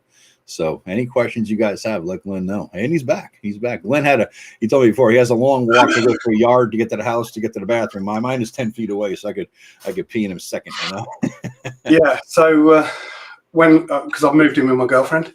Yeah. And there's not enough room in our house to house my ridiculous book collection. I get it. So I had a room built in the garden, which is kind of my office studio. Yeah. And but unfortunately, if I need to go to the toilet, I've got to run down the garden, down the stairs, into the house, into the conservatory. And my girlfriend had locked the door into the kitchen, so I couldn't get in. So you just piss in the garden, hell with it, man. You know? Yeah, I consider it. Yeah. Excuse me, I'm a bit out of breath. No worries, man. You have to run, dude. It's no big deal. No big deal, man. Yeah. So I was just telling about our after this show stream that we're going to do. So at 5 o'clock, you agreed to do a members only. So because, well, if you're a member, you'll see the link to the show. If you're not a member, you won't even see the link. But if you're a member, you see the link to it, 99 cents. Even just join up for a month and cancel the next month. No big deal, right? Then I'll give you the link to join in. We can video chat live with Glynn here. So it's kind of cool. I just gave away 5 memberships to people. So random memberships. So you're all good guys. They may not be watching right now. They're probably wondering, how the hell did I get this for free? But yeah, memberships are out there. So I figure let's get into the whole publishing thing. Your side of it, man.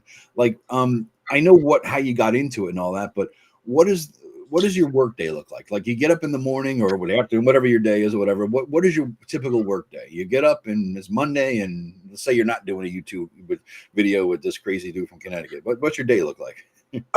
So I mean, it can depend.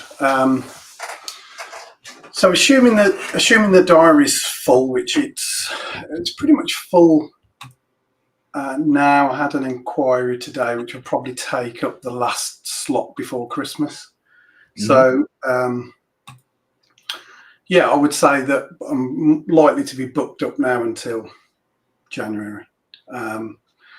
So today I've been doing some tentative layout on a project for a company called Red Ram Studios, just to kind of get a bit of an aesthetic for them to feed back on, to say, yes, I like this, not keeping that, don't like the font or whatever. So layout for me tends to be quite, I like the client to have input. So rather than them just trust me and I say, that's great, you're fine with that. I want them to be happy as well. So if they don't like something, then we change it and we work something that's better. So yeah, I've been doing a bit of that today. Last week, I can't even remember what I was doing last week. More layout probably. So I've got,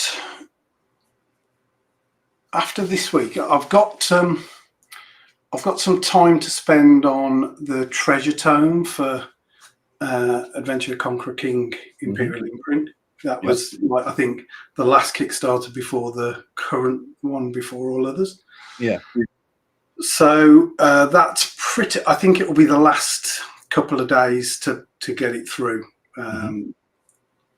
for final files. Okay. So that's adding in art and so the layout's basically been done. There's some placeholders been left for positioning art. Alex will get some art and at the relevant size, and then it should just plug in. And sometimes it could be that I've got some cartography to do. So I've just finished some work on Modiphius's Cohors Cthulhu project, which was kind of it's like Romans versus Cthulhu mythos. It had a Kickstarter a while back. I'm not sure whether the books are actually out, but I think I've been working on an expansion book for it. So I just submitted some tweaks to the last map on Saturday. So that's done. But yeah, it can be layout work. It could be cartography. It could be some artwork. It could be writing work. I've done quite a bit of writing. So what's something probably, so in the Necrotic Gnome Adventure Anthology 1, I think there's an adventure I did in there called Curse of the Maggot God. So that's an example of some writing. I'm just pulling up my website. So I really struggle to remember all the things that I get involved in.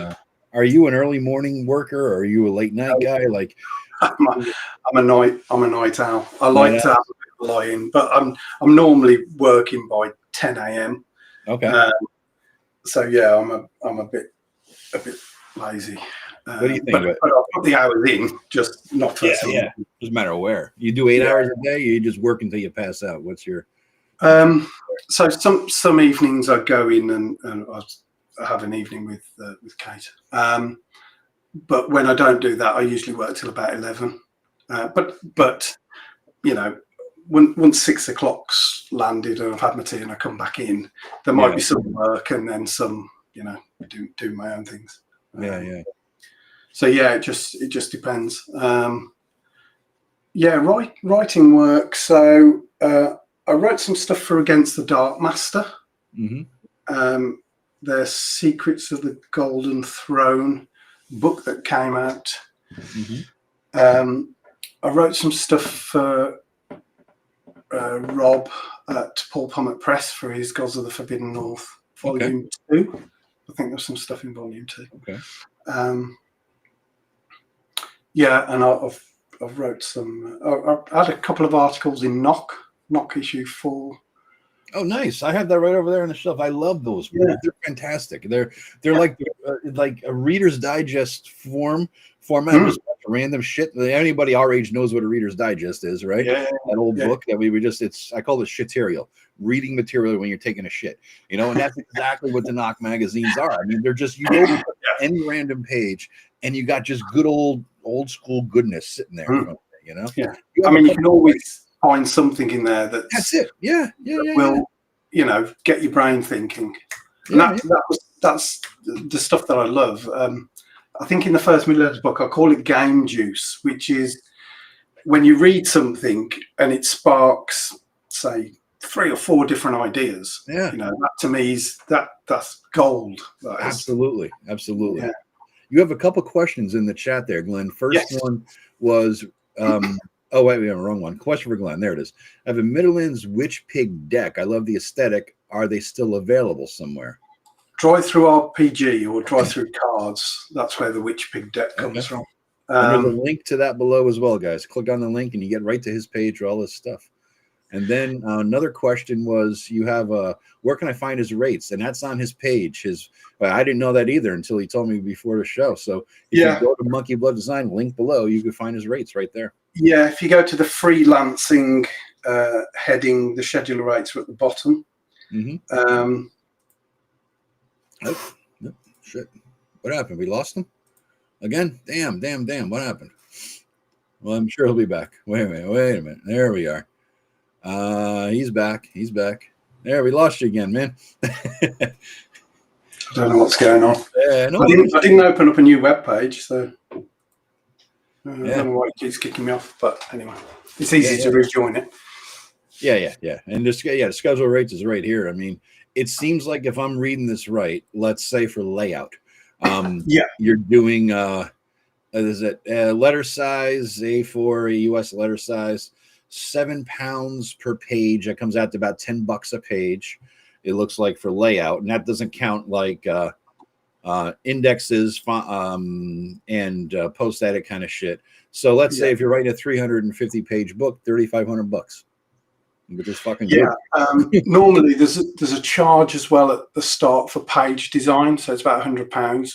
Yeah. So that basically just creates this is kind of what the look and feel will be. Yeah. And then when that's nailed down, we get the text and the aesthetic is there. Yeah. Speaking of which, what makes a product yours? Like, this is a Glynn Seal map. This is a Glynn Seal drawing, a Glynn Seal product. What would you say makes it yours? Identifiable out in the wild. It's difficult to say. I mean, if it's something that's drawn, it's probably easier to identify than, say, layout. I mean, I don't know whether I could identify anybody else's layout. Okay. If I was familiar, I can. It's all about style guide stuff, really. So, like, if Gavin from Necrotic Gnome came to me and said, I need some layout done for something. Can you do it? I know what his style is. He'd probably give me a template, and then I could make it look like all these other things look like. So you wouldn't be able to differentiate layout. An example of that was I did some work for Goodman Games. They've got a template, and they wanted they do some like 5th edition fantasy stuff, and they needed some layout. They've got a backlog, and they needed some help. Yeah. So they just sent me the template, laid it out in that style. You wouldn't know that I laid that out versus somebody else. Now, what about maps? Like, if I laid out a map of yours, a map of Dyson Logos, and a map from Matt Jackson, is there a difference? What is the difference between the three of you? Well, it can be subtle, but I could tell you which one was Dyson, which one was Matt Jackson, and which one was obviously mine. You know yours, yeah, because people's hands, like, they don't always draw things the same as everybody else. One of the key indicators of the old school styles are the way that people fill their walls and draw their doors and, you know, that kind of stuff. So yeah, I'm imagining, like, yeah, there's some people that have drawn stuff that's very close to Dyson. Like, and I thought to myself, they're very good. Yeah. You know, they're a very close copy of Dyson stuff. And then I've seen some people do stuff that's very similar to mine, but they're copying the fill of the walls and the way that I draw brickwork and all that kind of stuff. So they're obviously trying to replicate that, and that's fine. So, but you can still tell if you kind of know what to look for. But then I do a lot of computer generated maps that are very different. They don't look like my normal 2D hand-drawn style. Yeah. So I've got an image gallery somewhere of cartography. So yeah, if you went to the website, can I share my screen? I think I can share my screen. You can totally share the screen. Yeah, that's great. Let me go for it, man. Select window. Yeah, you have to choose. I don't know which ones. I don't know which one's which. Oh yeah, not screen one. Screen two. Here we go. See if all right. Let me add that in. There we go. That's one. Perfect. All right. Yeah. So I would say kind of this sort of stuff is my usual style. Why is that? Like, what makes that you? The wall fill. Just open this in a new tab. I can zoom in. There we go. So what I tend to do is I outline the room in a thicker pen than I would add the details in. So I don't know whether you can see the cursor. Yep, I see it. Yep. Yeah, okay. And then, so if you look at where the shadows are, they're done in a very particular way. Okay. And then I've got this kind of surrounding brickwork, which is like 2 layers thick, and then large stones and stippling for the wall fill. So that kind of mixture of things would tend to suggest that's one of my maps. Okay. But then I do maps that look like this. It's having a think because it's quite a big map. Wow. Oh, man. Look at that. What did you use to make that, dude? What software? Okay. So this is wow. This is a mixture of Art Rage and Affinity Designer. Wow. So this is Hyborian Age map. It was kind of my sort of fan version of the Modiphius Conan map. Yeah. But I mean, if like all of the maps that I do like that style are similar, so you'd probably be able to go, oh, well, that looks like that kind of map done by Glynn. Yeah. So there's a few different types of maps that I tend to do. Okay. But yeah, for world maps and stuff, I kind of like doing things in this style. That's awesome. It's kind of like a bit more realistic. Another one, very similar style. And then this is a dungeon map kind of thing done purely in Affinity Designer, I think. So there's no hand-drawn elements to this. It's just... There's no hand-drawn elements, you're saying? No, it's just using shapes and things. Okay. I might have hand-drawn in some texture and these wiggly bits over here, but for all intents and purposes, it's computer generated. And it's the software you hate, right? Affinity Designer. This is Affinity Designer, which is it's kind of like Adobe Illustrator. Okay. But much more user friendly. Oh, okay. The Adobe Illustrator is the one you hate. Yeah, hate Adobe. Okay. I knew you hated something. So just wanted to get definitely in. Adobe Illustrator. Right, let's just go back to me. There I am. Yeah. Nice, man. Really cool. I remember Matt was saying, like, I said, Matt, you know Glynn well? He goes, yeah, back in the day on Google Plus, me and Matt and Dyson were all just banging out maps trying to figure out what is the old school map design aesthetic look like. And you guys kind of came up with a look and feel that, minor differences. That's why I asked the three of you. Minor differences, it sounds like, but it's generally, it does have this similar look and feel, and a lot of people have copied. Yeah, and I remember back in the day making a very conscious decision that I didn't want to draw maps like everybody else was drawing them exactly, because it needed to have my way of doing it. I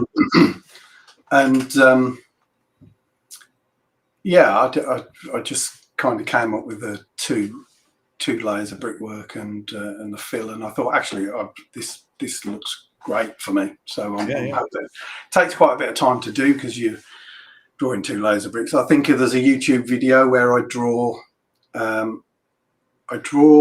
a map on the computer and then color it, so you can watch videos of exactly how I'm doing that. That's cool. So yeah, that's the way that I've always tended to draw them, and I think that set my style for doing the black and white pieces. Now, outside of the creative aspect, right, learning how to use various bits of software and all that, when you talk about the business of being an RPG publisher, you run your own business, MonkeyBlood Design, what did you have to learn to be in the publishing business? This is like for other people who may be thinking about it, right? Like myself or others, like what do I need to know? I know I could draw, do this or make a module or whatever the hell it is, but what did you have to learn about the business side that you may want to give other people's a heads up on? Business side. Business part, Okay, so if your intention is to try and do this full time,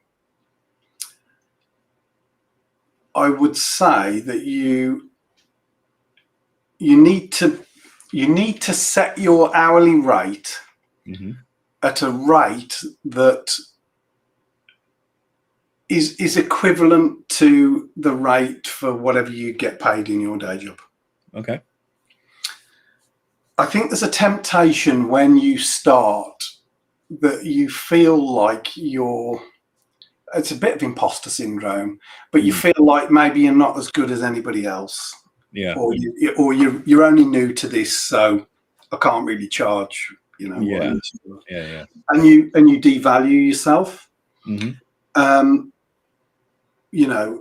Basically, if you're doing good stuff, that the value's there anyway. So you don't need to devalue yourself because your work's worth value.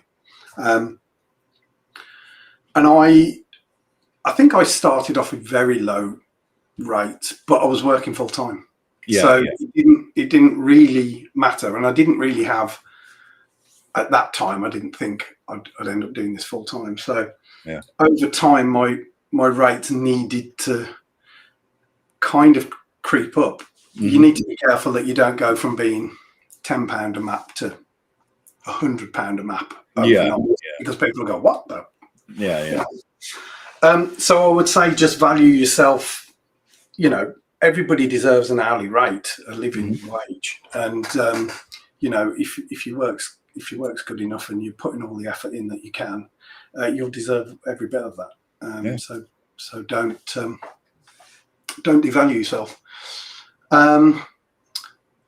Learn to do all of the jobs that need doing. So learn how to draw a map. Not, you don't have to be fantastic at it, but learn how to draw a map. Learn how to try and draw a bit of art, even if it's only filler. Learn how to do some layout. Why is that? Because when you're starting off, if you're gonna pay people to do all these things for you, you will never make any money. Yeah. Oh, okay. Gotcha. Because if you're doing it all yourself, you've got no overhead, really. when you've kind of succeeded a bit more and you've got some money that you can, then you can start giving those jobs to people. But you might find there's a job out of those things that you really like doing, and you'll always do your layout, or you'll always do your cartography, and you'll just pay for the other things, because you can afford to pay them. Mm-hmm.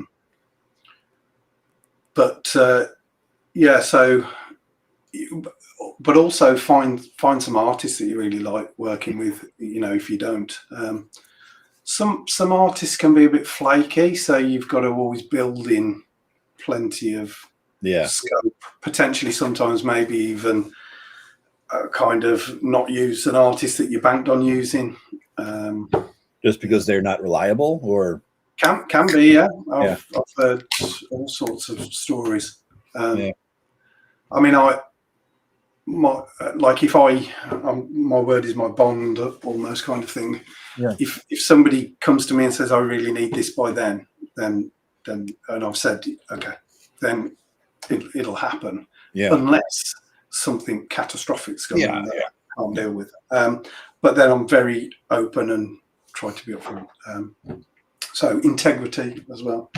That's really valuable. What else? I would also say learn how to create, if you're doing layout, learn how to create the files needed for Drive-Thru-RPG, because it's a very good lesson in how files are required for layout. Yeah, I saw some of your video. You were talking about that, and you were saying, hey, for drive-through, the bleed has to be here, things like that. That's what you're talking about, right? Yeah. So I also help people that they've done their own layout, they've got their own art, they've done their own maps, or whatever, but they are totally bamboozled by the drive-through side of things. Yeah. They've bought Affinity Publisher and they've done all the layout, and the layout looks fantastic and stuff, but they don't know what to do in getting the files. So I take on some projects where they send me the files, I go through, check, make sure they're all ready for layout, make any adjustments that need to be made, add any extra pages that need adding on, so that you don't end up with like 6 pages at the end that is just paper. But I also do that for Amazon, Kindle, the KDP, Amazon KDP, Lulu, Drive-Thru. Drive-Thru has very specific covers as well. You have to provide the covers on templates. So it's very good if you can understand and know how that works, especially if you're doing your own layout, because you'll need to create files for print. Do you do consulting, Glynn? Like if I like 2 years from now, I got the book here. I'm like, all right, I got it. I think I got a half-assed layout done. And I would say, hey, can I sit with you like this in a video chat or something? I'll share the file. You can pull it up, and you just like show me things. Is that something you ever do? I've done that for Bulwark Publishing. Yeah, a guy called Bart. He's done quite a few Kickstarters. He was originally, I think, doing all of his layout in Microsoft Publisher, which I heard it shit. Tim Short's bitches about that all the damn time. He's like, he's like pulling his. He wanted to smash things, So yeah. I think Tom at Tom at Throwy Games. Yeah. Tom was doing stuff in Microsoft Publisher, and both of those people, so Tom and Bart, they switched to Affinity Publisher, and I know Affinity Publisher very well. Probably know InDesign slightly better, but I'm good. There's a lot of similarities between the two that just go hand in hand. So yeah, I sat through and went through their products and what they needed to do, and I kind of helped Bart with his files, so he got some templates that he could use them for his later projects. Okay. And Tom bought Affinity Publisher, and then I basically had a session where I went through kind of how he set things up, and so I think Tom uses Affinity Publisher for his layout now. All right. Yeah. Told him how you create the print files for drive-through and all that sort of stuff. Yeah. Pretty straightforward. But yeah, sometimes reading all the stuff online is confusing. But when someone puts you through it, it's agreed. Agreed. I've seen so many videos trying to sort of. I wanted to see if I could understand it, not to learn it on the spot, but see if I have the brain to figure it out. And I watched a bunch of videos, and it makes me think I could probably figure it out with time. But to have a tutor or something like that, a hands-on for the dumb questions that are not addressed in the video that people assume because you know what I mean, little things like that. Fantastic, Well, they're all questions that I had, years ago. I'm like, how does this even work? I probably ended up having to figure it out the hard way. But sometimes they're good ways to learn a lesson. Yes, you never forget it if you learn it the hard way. Yeah. So I'm pretty dialed into it now. Somebody sent me a screenshot the other day. They were submitting some files for Amazon, and it said, "Oh, the files you've given me, I've uploaded to Amazon, but I'm getting all these error messages. It's like all the pages were trimmed off," and I'm like, well, the layout file's correct. It's the right size. I'm like, when you set the file up, did you tell it that it was a slightly different size? Because we worked on a project before that was this other size. And then he's like, that's it. Yeah. So I kind of was like, oh, well, I managed to figure that out just by looking at the picture. And so, so I must be doing something right. It's good. Hey, dude, you sound like you work with like a million people. Is there anybody like on the list, on your bucket list of, I really want to work with this person someday? Is there anybody out there? Rob Schwalb. Who? Robert Schwalb. Why? What is the name is familiar? But it just strikes me as being a really a bloke that's kind of got the same kind of sense of humor. And what is his gig? I don't know him. I just know his name. But what is it? You'll know his products, I'm sure. Shadow of the Demon Lord. Okay, I heard of that. Shadow of the Weird Wizard, Punk Apocalyptic.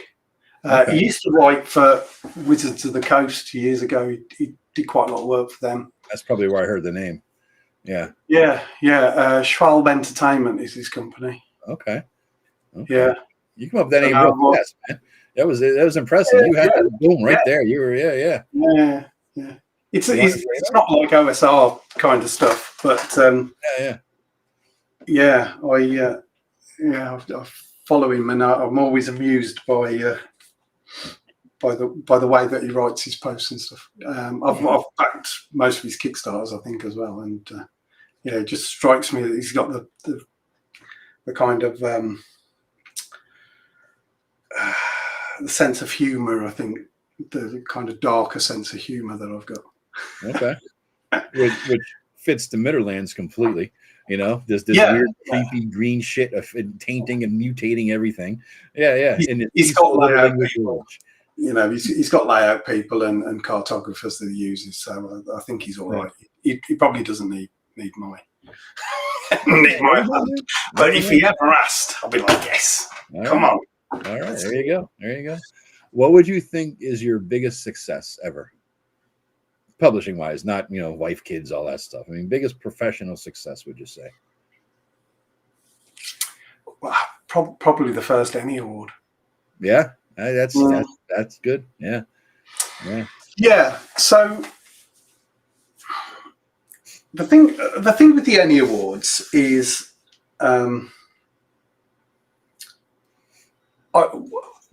came from the security background, and I remember being with the company when we applied for an award, because you enter yourself. Yeah. And I went to that award ceremony with the MD and the team, and we won, and we were like beside ourselves. It was like amazing. And so in a very team environment, we'd won this award. We were in London, in the West End, off to the strip club.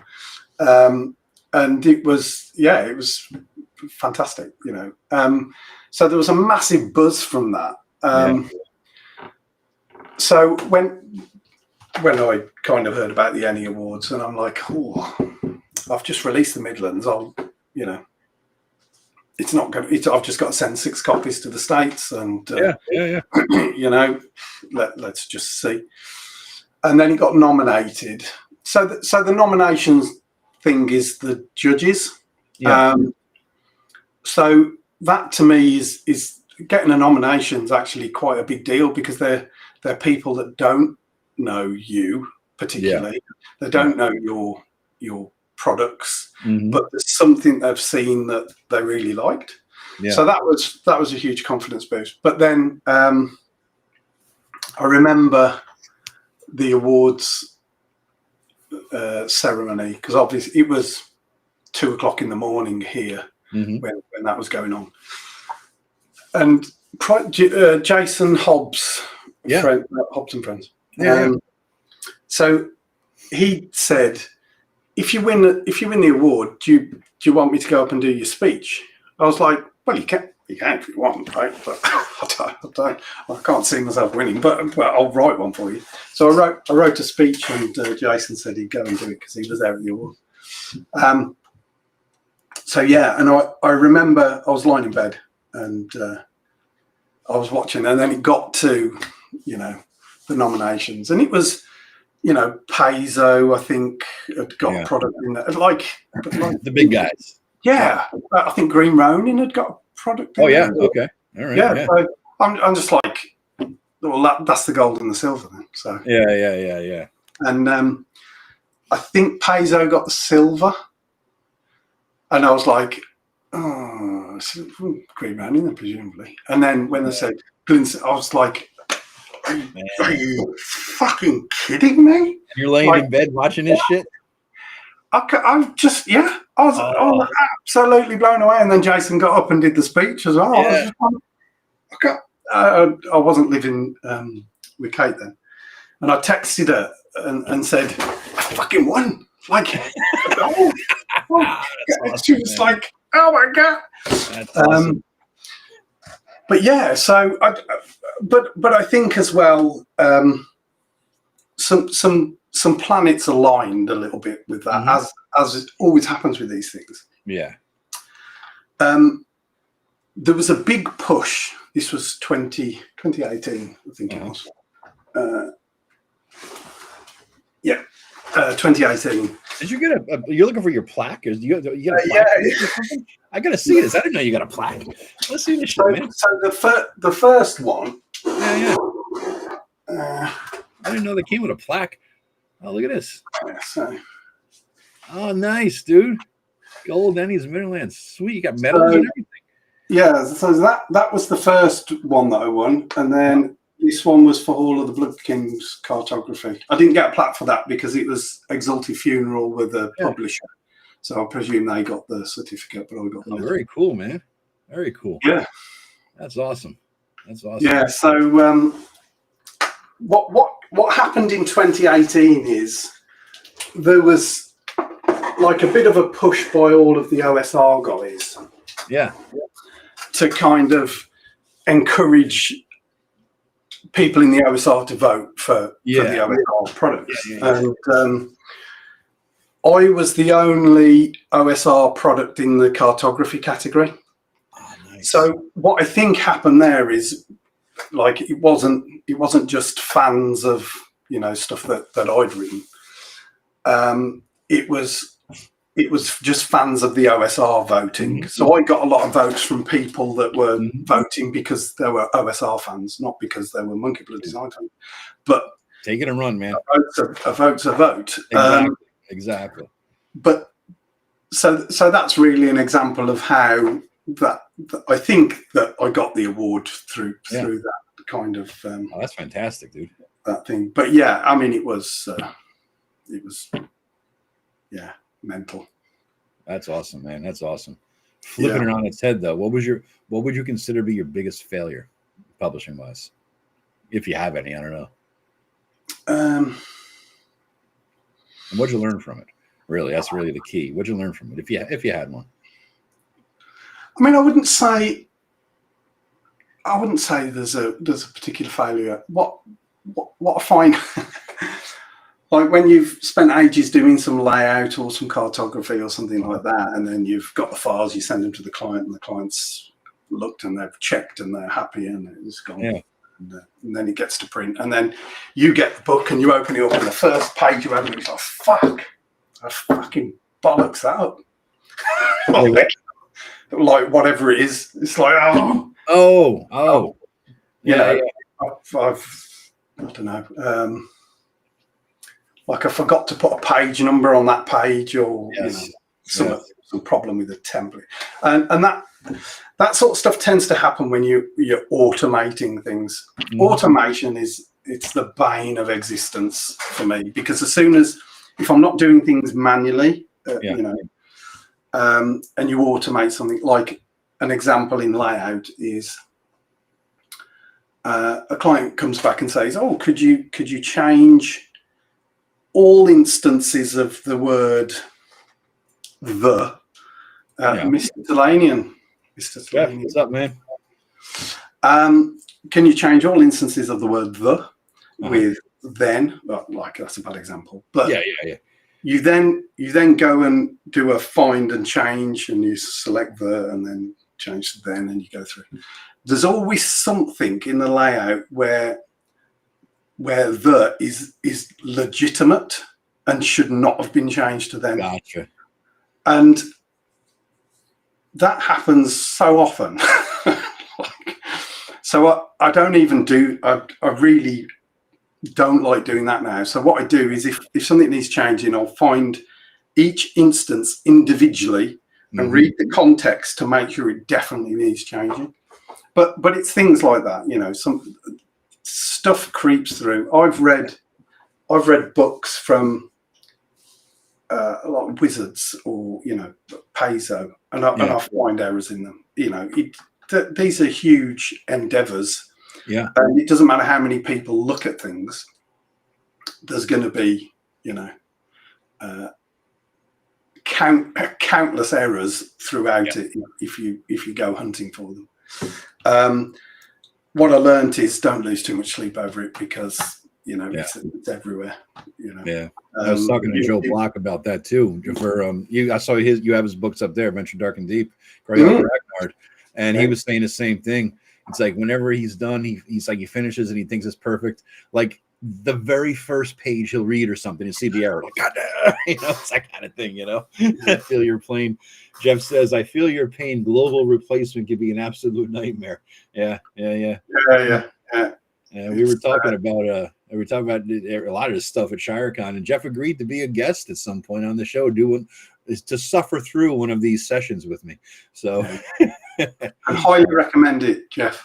It's like a colonoscopy, but more fun, you know. Yeah. I haven't had a colonoscopy recently. Oh, did you? How was that? I can compare. Oh God, it was. I had one when I turned 50. It was the most demeaning, brutal thing I've ever done in my life. I mean, you just feel like a piece of meat that gets something stuck up you. It's like, what in the hell just happened? You know. You know what? I think the worst part about it was the drink that was on the night before. Yeah. I don't know whether it's the same in the US, but there's 2 drinks, and you have the one on the evening, and then you have to get up at 5 o'clock in the morning and have the second one. And the second one is just torture. Brutal. And then you've got to get from your house to the hospital somehow without blowing your ass out. Yeah, exactly. Without the tap attached to your arse leaking everywhere. Yeah. The worst part for me was sitting in the room, because we had this, it was some ghetto hospital style shit where we had like 15 beds in the room, all but a curtain between them. And some of the beds, half of them were people getting prepped to go in. And it was like a McDonald's assembly line of vast, diagnosis here.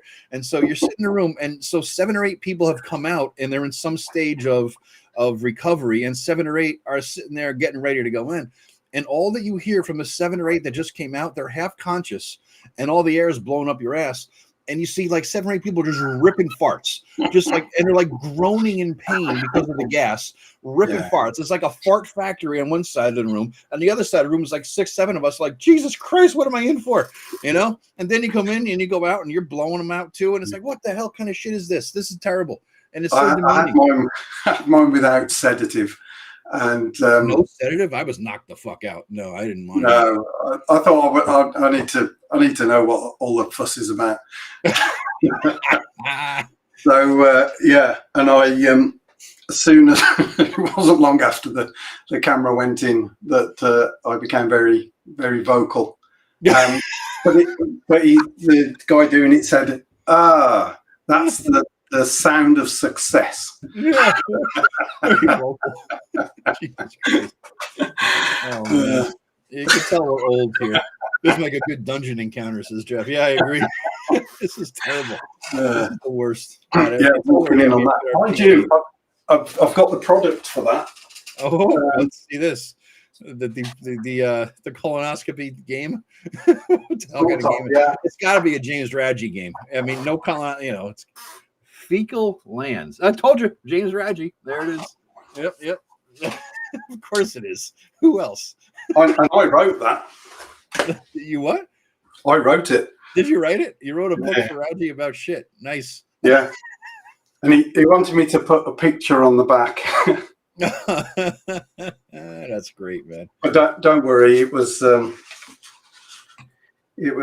1 part chocolate spread, 2 parts caramelized biscuit spread, 1 part crushed dry roasted peanuts.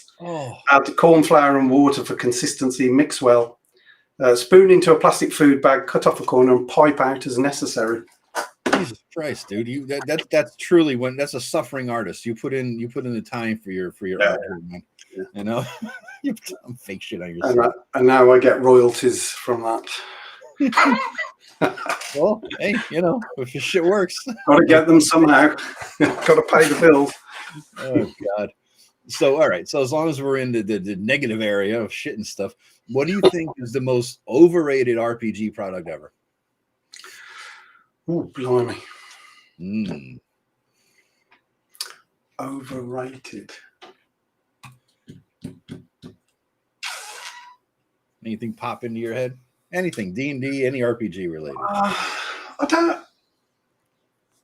I wouldn't say that I think anything's overrated, because it's kind of, they've got their own audience, and the people that are rating it think it's great for their reasons, and they just might not be what my reasons are. And so I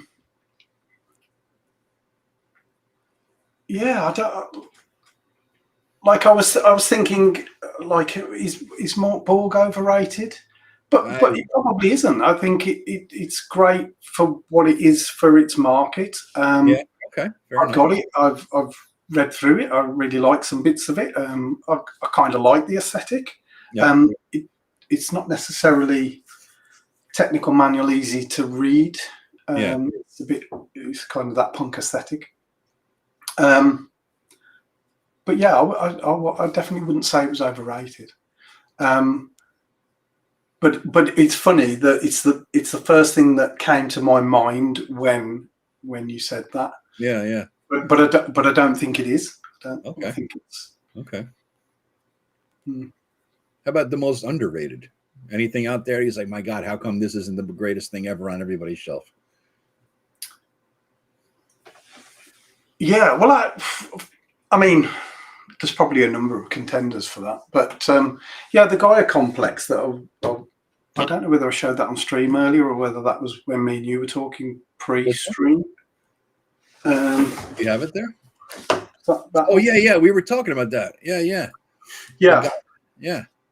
So I mean, like the stuff in here and the artwork is it's great. And I kind of, me and Shep have talked about that and said, I can't understand how this hasn't taken off more than it has. It's got 2 supplement hardback books. It's got GMs, proper card GM screen. It's just really good. I'm just surprised that it hasn't done much better. But I think again, it's down to marketing. Yeah. it's down to online presence as well, to a point, which probably means Shep are not great at those things. Yeah. It's why I kind of enjoy coming on these things, because I get some more people will hear about what I'm doing that maybe didn't before. And that's what I figure. I the way I look at these, I was sort of pitching it to everybody. I think I might have said this to Jeff Delaney in there. It's like my first job out of college was a bullshit sales job. It's a ripoff selling frozen meat to people and crap. It was a hardcore bullshit job. But what the guy in training told us, and he's one of those slimy salesmen, and he says to us, he's telling us these war stories of who he sold what to. And he says, I sold this woman the meat, and then I actually sold her the bonus fridge and the grill too. And he says, but honestly, if I was there, I could have sold her a car. I could have sold her a shovel and a pickaxe. He says, because what I did was I didn't sell her any product. I sold her myself. And once she bought me, once she trusted me, she would buy anything that I would sell. And so I see all these folks like yourself or Jeff. Like I've seen Jeff multiple times on in interviews and everything when he's out there promoting a product. And I say to myself, he's on here for 20 minutes, half an hour. The bulk of the time is probably 2/3 of it talking about the new product and this and that, and 10 minutes is getting to know Jeff. Now you sit at a bar with Jeff like we did at ShireCon or TotalCon, and you just talk like a human being, like we're doing right here, right? And you get to know the person, and you're like, God, he's a fucking cool dude. I like this guy. I'd buy anything he fucking puts out, and I buy everything he fucking puts out, multiple copies sometimes, right? And so I say to myself, if more people could get to know these designers and publishers like I did at the bar, like we, like do informally, then people are more willing to say, that's a cool fucking guy. He's like me. I can relate to him. Right. We had the same background. We started like you and I started with Beck Me in like the same year virtually. Right. And you had the same experiences and you like the same things we do. Next thing you know, you're just like, I like this fucking guy. I'm going to buy whatever hell he puts out. So I figured this is a different kind of a format for, I call it a conversation, even though there's some questions here and there. I got a few questions I want to ask, but I look at it as a conversation where you get to know somebody and trust them and say, shit, that's cool. I'll get to know them. And I think you're far better getting the version of the person that's unhindered from trying to sell or trying to promote. Exactly. I'm not very good at that anyway, so I don't try and do it. But buy my books. Buy my books, yes. And the links, all this stuff are below again, guys. Yeah. So yeah, I think when people are like being authentic and genuine, not trying to have an angle or whatever, then and Jeff's exactly one of those people. He's one of those, if not the nicest guy in the OSR. I agree, and I feel bad every time I talk. I try to slip in a question about Gary every time I talk to him and try to get a little more information because he's the only person I've ever known who worked for Gary. You know what I mean? I feel bad, but I really enjoy the conversations. It's a good time, and I agree, Jeff. I always have fun talking to you too, man. It's a good time. It's a good time. So, I figure the more people I get on here, the more exposure to them. And I tried, if you have a YouTube channel like you do, please, everybody, there's a link for Glynn's channel below. Subscribe. Click on the link. You'll subscribe to the channel, and then you follow all the stuff he puts out. He does instructional videos. You can learn how to do what he does a little bit. You try to figure it out. Yeah, I need to do more YouTube stuff as well. Like just review, going through. What I'd probably like to do is go through products that I've had a hand in. And just talk about what I did for those projects. Just that's cool. Fly on the wall of doing RPG stuff for a living. Because I guess a lot of people would like to be in a position where they could give up their job and do RPG stuff. Amen. There's not too many of you guys doing it. I mean, Joe Block is still working, full time, and he puts out his stuff. You're full time doing this. Jeff is full time doing this. James Raji is full time doing this. And I think Matt Finch is full time doing this. But I don't know too many people who can do this full time. I think even Goodman probably still practices law. I think, I don't know, right? I mean, but it's a hell of a gig if you could pull it off. So that's why I ask a lot of these questions about publishing. What you have to learn, what was the mistakes you've made, and things like that, so people can know what they're in for and get a feel for this, because we all want to do what you're doing, you know, on some level. You know, it's the 14-year-old in us's dream to do what you're doing. You know? Yeah. Like I say, I feel privileged that I got into a position. But I think one of the things is that I just always said yes, even if I didn't really know quite how I was going to do it, because it's kind of having a bit of belief in yourself and saying, that's big balls. I mean, that's, I'll figure it out. You know, I spent 29 years prior getting involved in stuff I had absolutely zero clue about and figuring it out in the end. So maybe that was a good training for what I do now. But yeah, very rarely, unless I haven't got the time, I rarely turn anything down. Yeah, as long as I can fit it scheduled and it suits the client, and then I'll be doing it.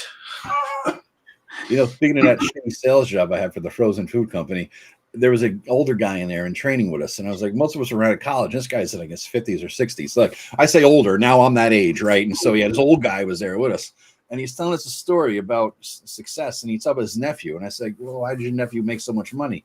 Because he's retired in Florida, and he had the franchise to sell hot dogs and beer at Yankee Stadium. I'm like, really? How do you pull that off? He goes, he has brass balls. I'm like, what do you mean? He goes, he was laying in bed one day. He was like a half-employed carpenter or something, and the Yankees published something in the local newspaper, the Post or the Daily News, that said they're taking applications for vendors who wants to be a vendor at Yankee Stadium. So he doesn't know jack shit about vending anything. He's a carpenter, but he put in the low bid and won. And he's like, well, now I got to fucking do it. So it's a confidence in your own ability to work things out, which is actually a really valuable skill. Yep. Well, not necessarily a skill, but a really valuable trait. Yeah. I know. I've like I say, I've done that a few times, and I've always figured it out. So, I rarely get put off by something. Yeah, I'll figure it out. If you can go back in time and like talk to yourself 10, 15 years ago, right? Like you yourself now, telephone, cell phone, whatever, call back yourself 10, 15 years ago. What would you tell yourself about the publishing gig? It's like, oh shit, if I could tell my younger self this, life would have been a lot easier. I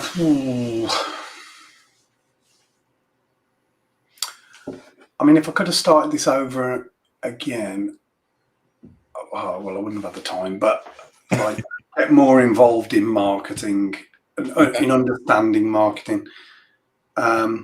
Yourself or your business or what aspect? Yeah, from a product point. So ideally,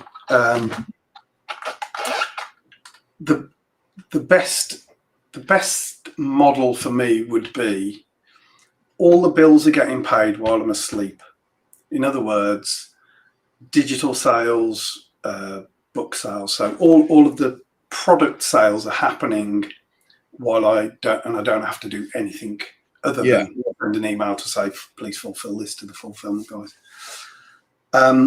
If you can pay all your bills through your product sales, then the pressure is off you needing to do freelance or any of your other revenue streams. Yeah. To kind of earn, your money for your bills. So what I find at the moment is I'm doing more freelance than product sales. Gotcha. But that didn't necessarily used to be the case, and it's only probably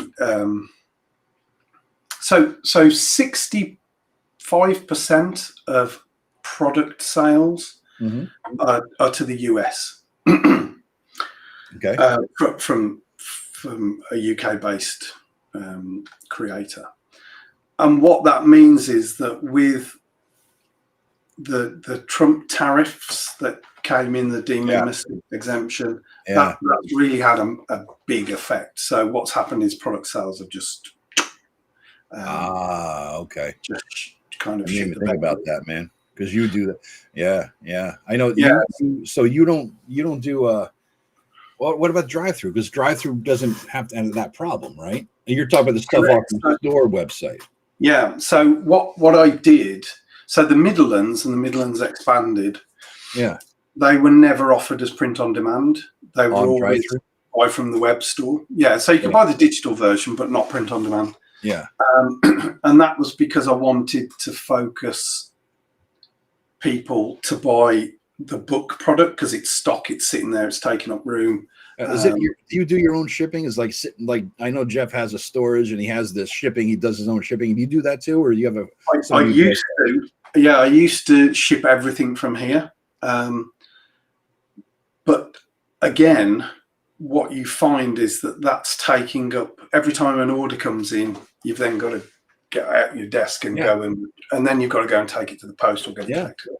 And that can take up quite a lot of time. And it comes down to what I was saying earlier, where you need to make sure that all of your time is spent ideally generating some kind of productive income. Yeah. So if I'm wrapping a parcel, arguably, you know, an order's come in, so it's just generated some income. Mm-hmm. But I got to a point where I got in touch with a fulfillment company, and they're about an hour away from here, and I ended up taking all of my stock over to them. Gotcha. And now what happens is, if I get an order, I just forward them the order, they fulfill it. So I pay a little bit extra, you know, in terms of shipping and handling. But they just handle all that now, and I don't have to worry about it. So I'm spending more productive time here. You know, and I'm not distracted by order processing. That makes sense.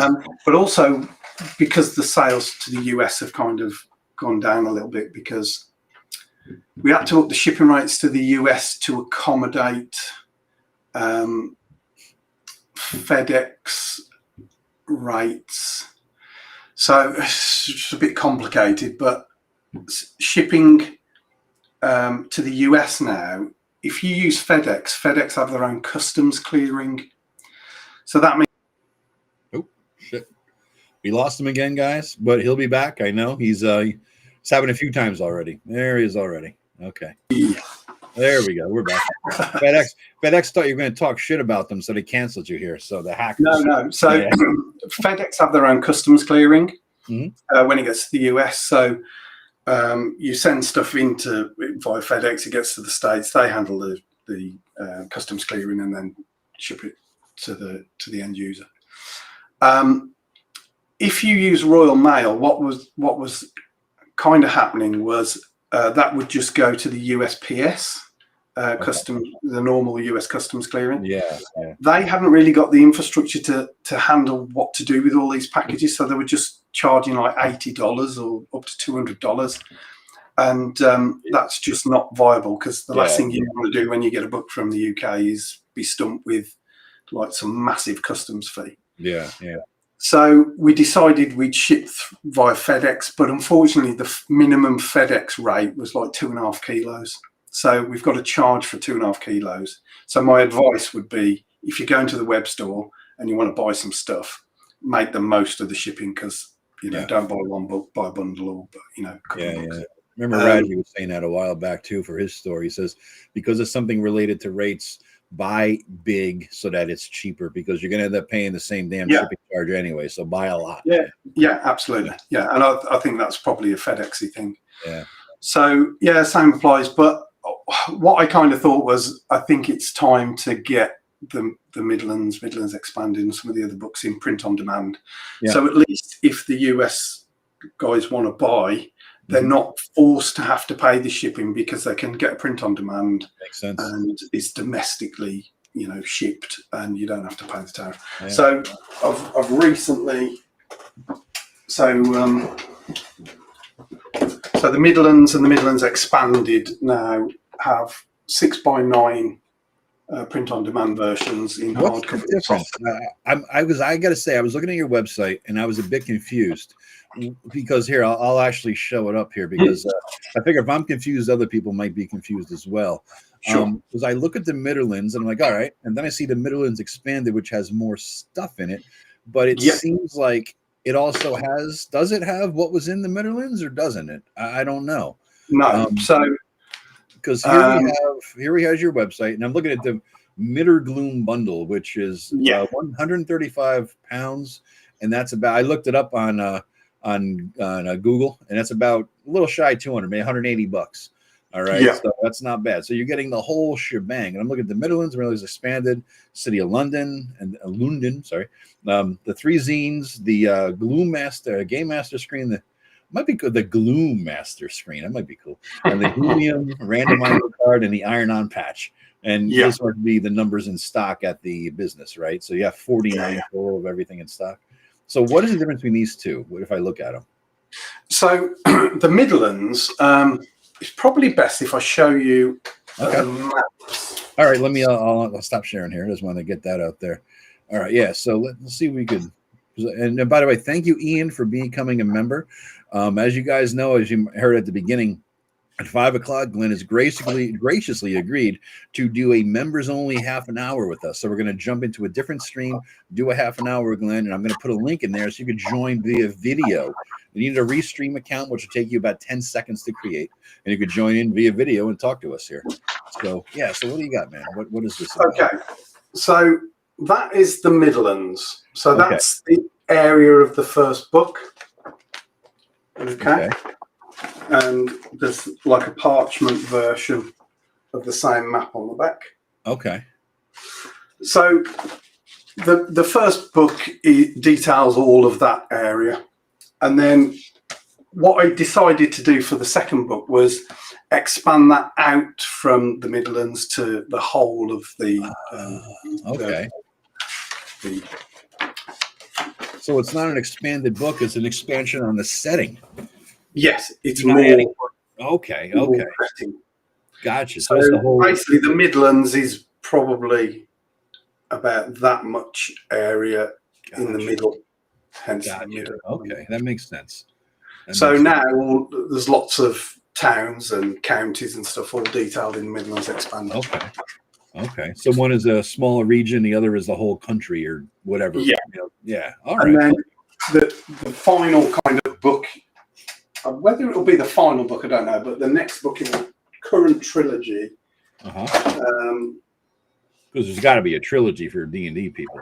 Is the City of Great London. Okay. So that's basically the city setting, which is found in the Haven Isles, which is the capital city, and that's kind of got quite a bit more going on in terms of maps. So I'm just trying to find them all. See if I can get this one. So the Midderlands bundle seems to be, if you want to go full in on the entire Midderlands everything, get the Midderlands bundle. It seems like, right? Yeah, I mean, there's more stuff after. There's more Midderzines up to Midderzine 7. Okay.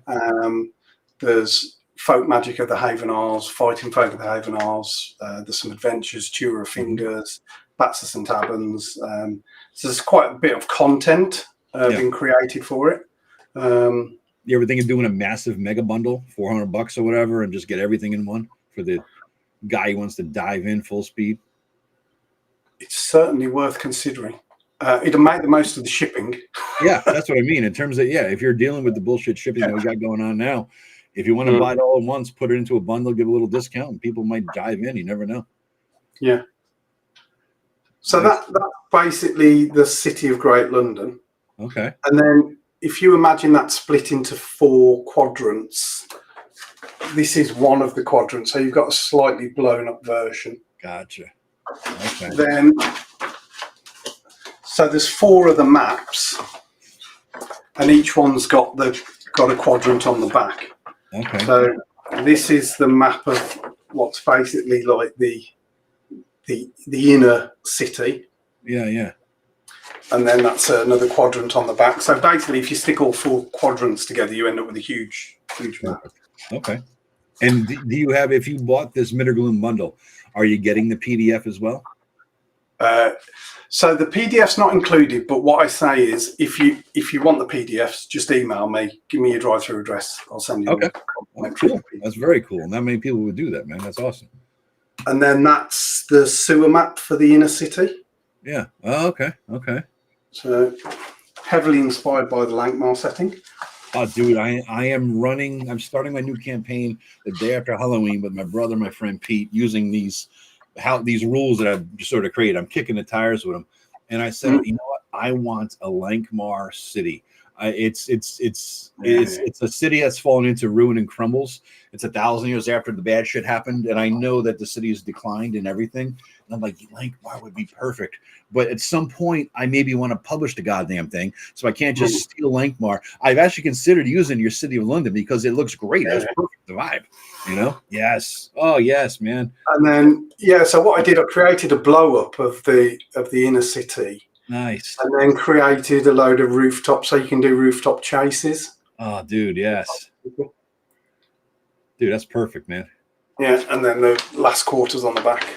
So you get all those 4 poster maps with the City of Great London. So the Midlands expanded City of Great London, there's kind of a massive amount of content there. Yeah. Oh, that's great. That's great. That comes in a box set? Was that? Did you just put it in a box? Right.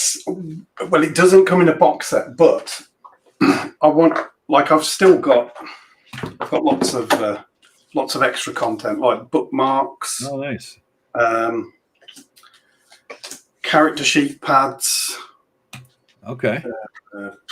So there's a map called The Lost World, which you get with Midderlands 6, and it's basically the whole world of where the Midlands is set. Yeah, that's cool. And some of the continents are explained in Midderlands 6. Now, do you have the goal to eventually the ideal for you would be no contracting work, just doing your own stuff full time? Is that the ultimate goal, do you think, or do you always want to have a mix?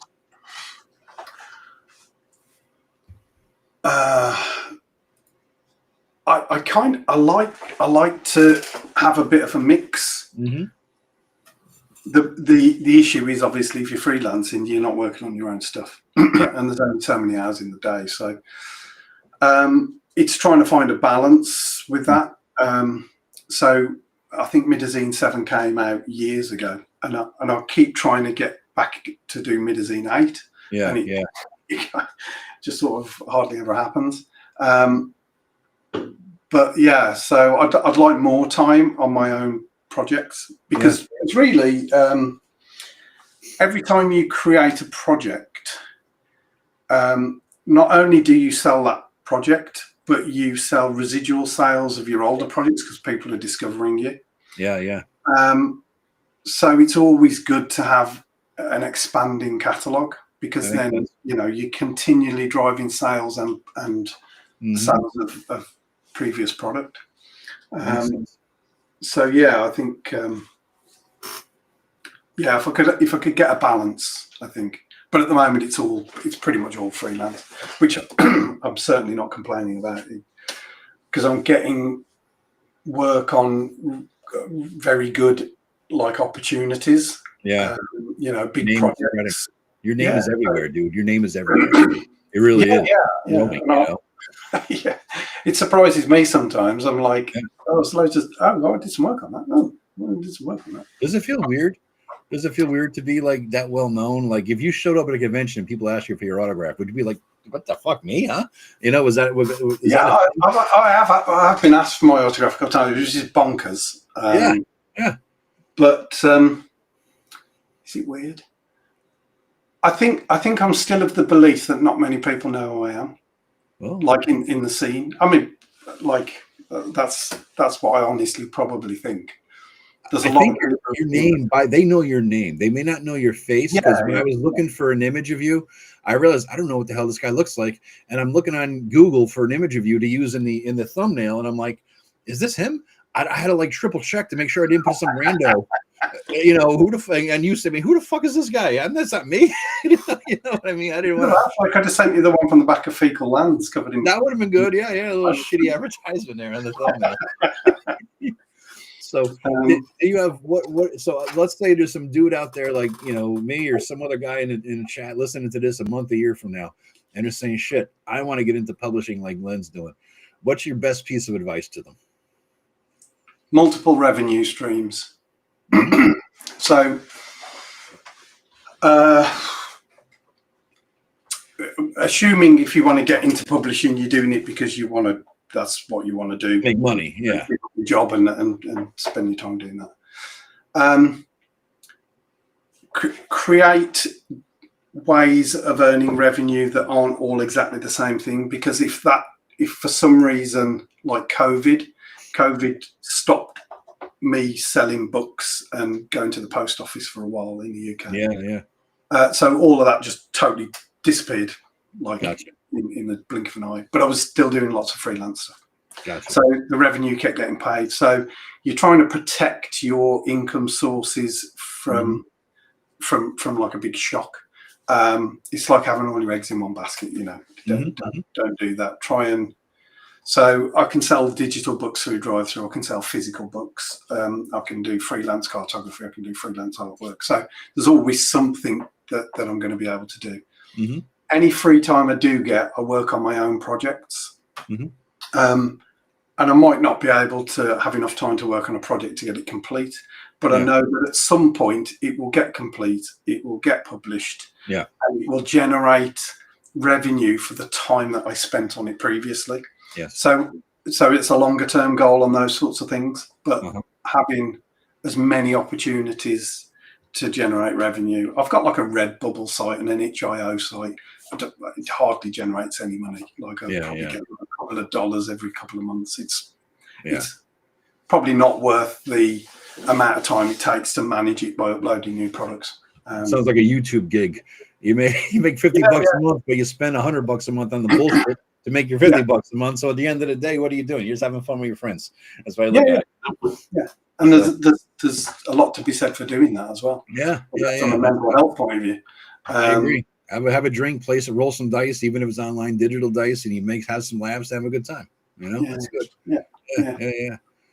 So I like to finish. I know we got a rapid five and do our members only thing, but I like to finish what I call like this a rapid fire. I wanted one thing. I wanted to keep it free flow and ask a few questions, but I wanted one thing in every interview that I do with everybody that's the same, so people can compare. All right, what did Jeff say? What did Glenn say? What did Joe say? Right. So this is just a rapid fire questions, and I got about 10 of them. Okay. So here we go. Favorite Appendix N book or author? We talked about that before. I know, before the show. Lord of the Rings. All right. Okay. All right. Good deal. Just because I haven't really read any of the rest in depth. Like I say, I'm not a massive reader of literature. If the Ray Feist Midkemia books are in there, would that trump Lord of the Rings? Yes, I would have said. But that was the first thing that came to mind. I thought they're not in Appendix N, so I can't say. Yeah. We talked about that pre-show when we were getting to know each other a little bit. I met Ray Feist back in the day. Wow. Yeah, I was in law school at the time, and he was doing something down in Pennsylvania, and I drove way the hell down there to meet him, and he was kind of nice dude. I mean, it's kind of old rando guy. I was on his listserv, remember those? And he bought me a soda, and after this book signing at some big mall, he went to a little food court, bought me and a few guys a soda, and we just talked for half an hour. It was a cool dude. Why is his IP not turned into an RPG yet? Dude, I don't know. Because I think his IP started out as an RPG, and somebody might own the rights to the RPG, and he owns the rights to the stories, but it never made it anywhere. But it should be made into a fucking movie. It should be made into a movie. I mean, Jesus Christ. The first 4 books are waiting to be made.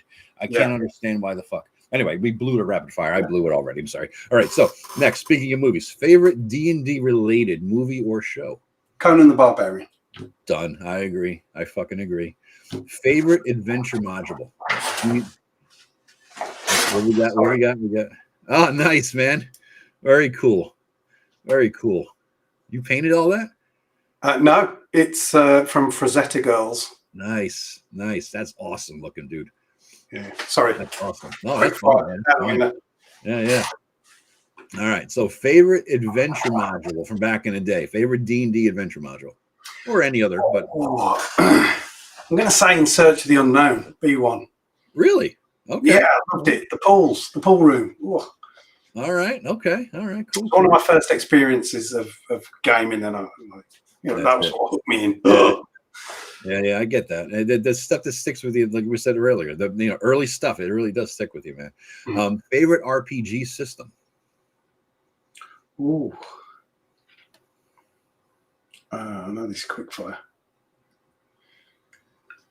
Swords and Wizardry or OSE? probably. Okay. Just because they're very simple. Swords and Wizardry Complete, or the Yeah, other? complete. Yeah. Okay, so the Matt Finch's. Okay. The Midderlands was written for Swords and Wizardry Complete. Are you running games yourself? Are you Yeah. What do you use for your games? Well, it was Swords and Wizardry, OSE, or generally playtesting my own system. Gotcha. Yeah. But I have run some of the bits and bobs. Okay. All right. Favorite RPG system that you want to run, but for whatever reason you can't fucking run it? Maybe lack of a group, lack of whatever. Ooh. It's funny. We all look at our shelf, you know. well, it's gonna come true, I think, over Christmas, which is Twilight 2000, the 4th edition one that was released by Free. All right. Yeah, Very cool. So Very cool. I think I'm running that over Christmas. All right. Okay. So that won't be off. That won't be on the list. Favorite game designer other than Gary or Dave? Is Jeff here? I have to say Jeff, don't I? Oh, okay. Yeah, I think I haven't seen him commenting a bit, but he might watch it later. But yeah, be honest. You know, what do you think? Favorite game designer. I like Rob Schwalb. I'll come back to the Rob Schwalb conversation again. I gotta follow him on Twitter to get a sense of this guy. I gotta see if I could. That's where you see he has a good sense of humor. He feels like you. Yeah. All right. Okay. Robert Schwalb. I'll check him out. Let me write that down now, because if I don't write this shit down, as you know, when you hit a certain age, this shit is in and out of your goddamn head. Yeah, I think his website Schwalb Entertainment. Okay, Robert Schwalb. It is. All right. Yeah, so, favorite D&D monster. Ooh.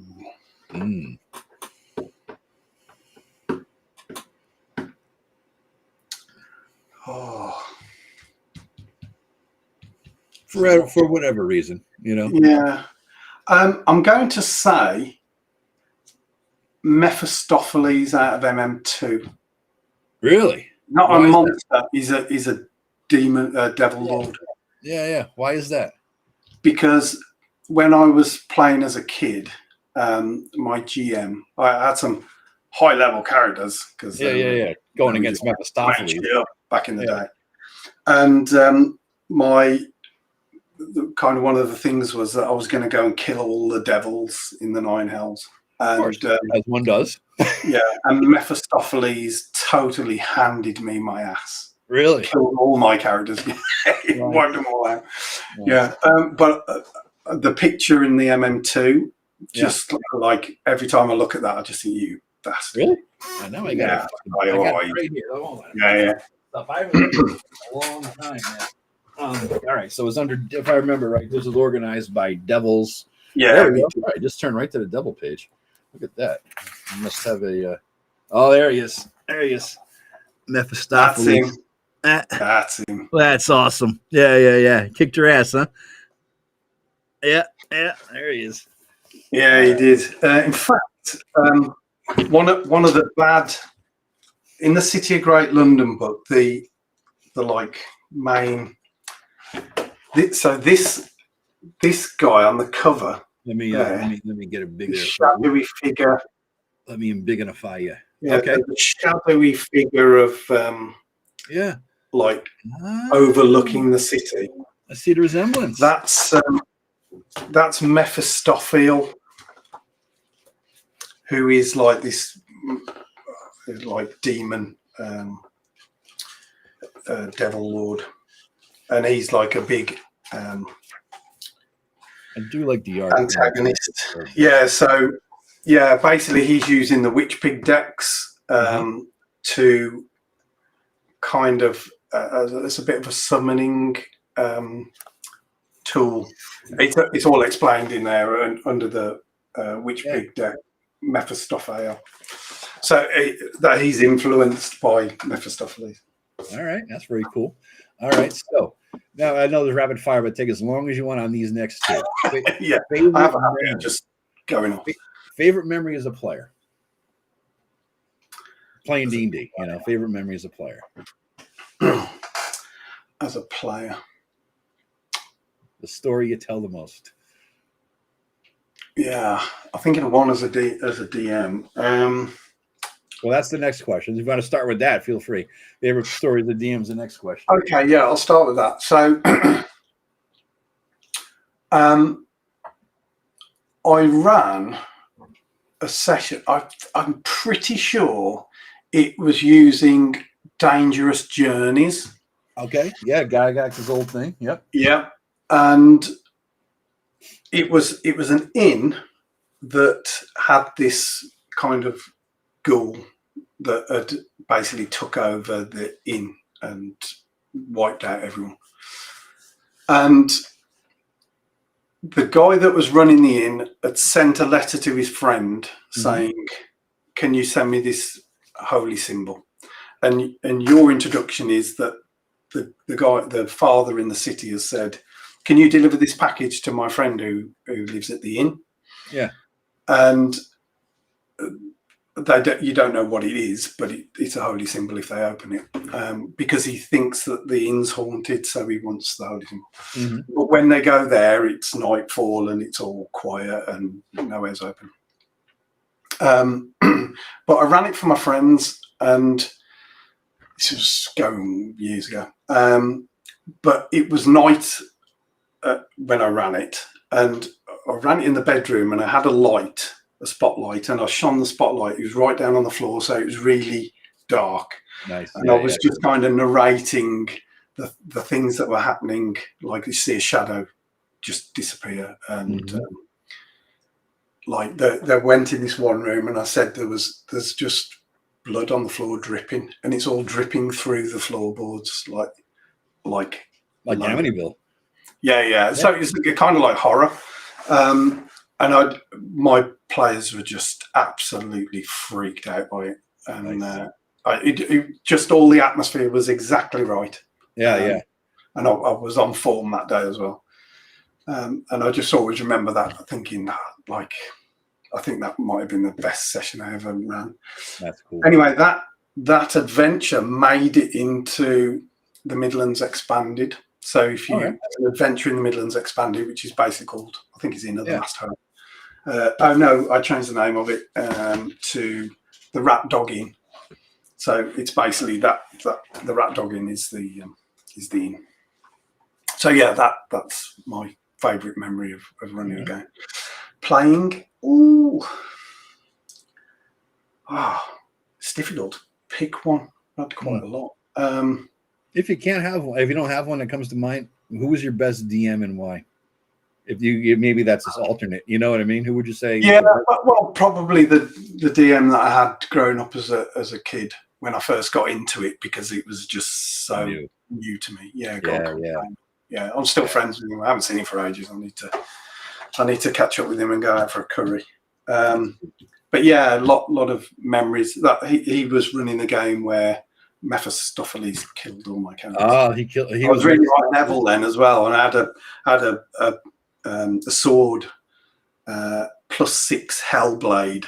Nice, obviously, and a bag. It was this bag, and it was based on do you remember John Hurt did a series called something like The Storyteller? No. And he had this. It was like Jim Henson puppet dog thing. Anyway, he was basically just telling a story about something that happened. And one of them was he had a bag, this guy in the story, and he would say, if you go up to somebody and say, "Do you know what this is?" And if they said, "Well, it's a bag." Yeah. And if they said that, you would say, "Well, if this is a bag, get in it." And then the people would get sucked into the bag. Yeah. And I had one of those. All right. Because we'd obviously watched that, and that was the thing. So yeah, it's just all those memories of gaming back then. Yeah, good old days. That's cool. All right, so last question, and then so guys, just a real quick thing. After this question, we're going to take a break for a few minutes. We probably both got to go take a leak, and then at 5 o'clock, we'll be back on the members only stream. If you're a member, you'll see the link. If you're not a member, you won't. If you're watching this sometime in the future, it will always be on my channel in the members only video section. You'll be able to watch it later. Okay, so if you're watching this sometime in the future, you'll be able to see it later. Okay, now last question, Glynn. Then we'll head off and come back at 5 for members only. Is other than Gary and Dave, who goes on the 4 people? Who are the 4 people on your Mount Rushmore of RPG people, other than Gary or Dave? You know Mount Rushmore, like the big monument. Yeah, okay. yeah. Oh, blimey, RPG people.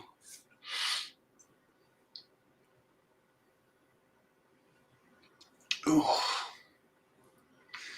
I guess it would have to be. It would have to be the founding guys. You know, like I'm not fully up to speed on my D&D history, but people like the Blackmore and the Braunstein kind of guy, Dave McGee. Yeah, other than Gary Gygax and Dave Arneson, other than those 2, because that's the easy 2, right? Who else? Yeah, but I'm thinking like Dave McGar. The players. You know, Dave Arneson. Rob Kuntz, you mean? Rob Kuntz, yeah, because those guys were all, you know, yeah, they were there, seminal to D&D.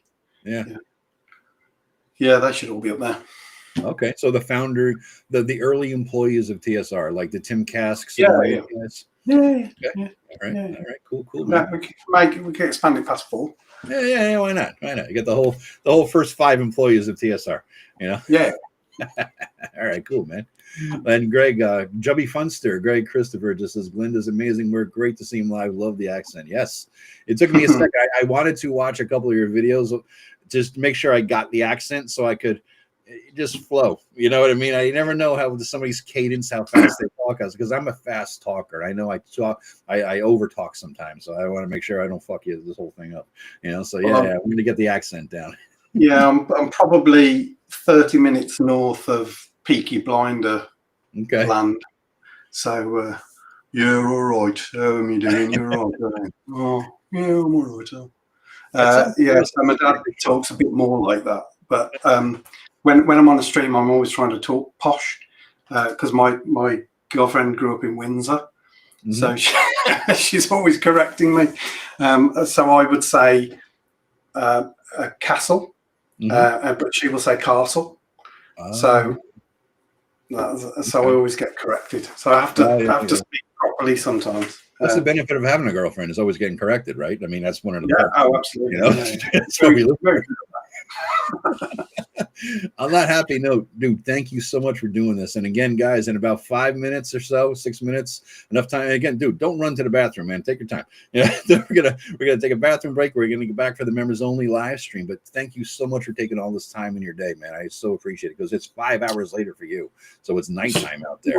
My pleasure. Right? Yeah, no, I so appreciate this, man. And anybody, like I said, watching this, you can subscribe and watch the video after the fact, or whoever's here right now is a member, watch it now. So we'll log off now. And Glenn, you have the link that I sent you in Twitter for the members only part? I will find it. Yes, right, I think so. Yep, it should be there. So you click on that and we'll join a few. All right, it'll be a different stream. And guys, I'm going to put a link to that in the actual chat in that members only stream, so you guys could join in video and talk. All right, so yeah, so Greg, Christopher, Chubby Funster, you cheap bastard, be a member. You can talk to Glenn one-on-one. You're still not a member of my channel, you bastard. All right, so thank you very much, everybody, and we'll see you soon. All righty.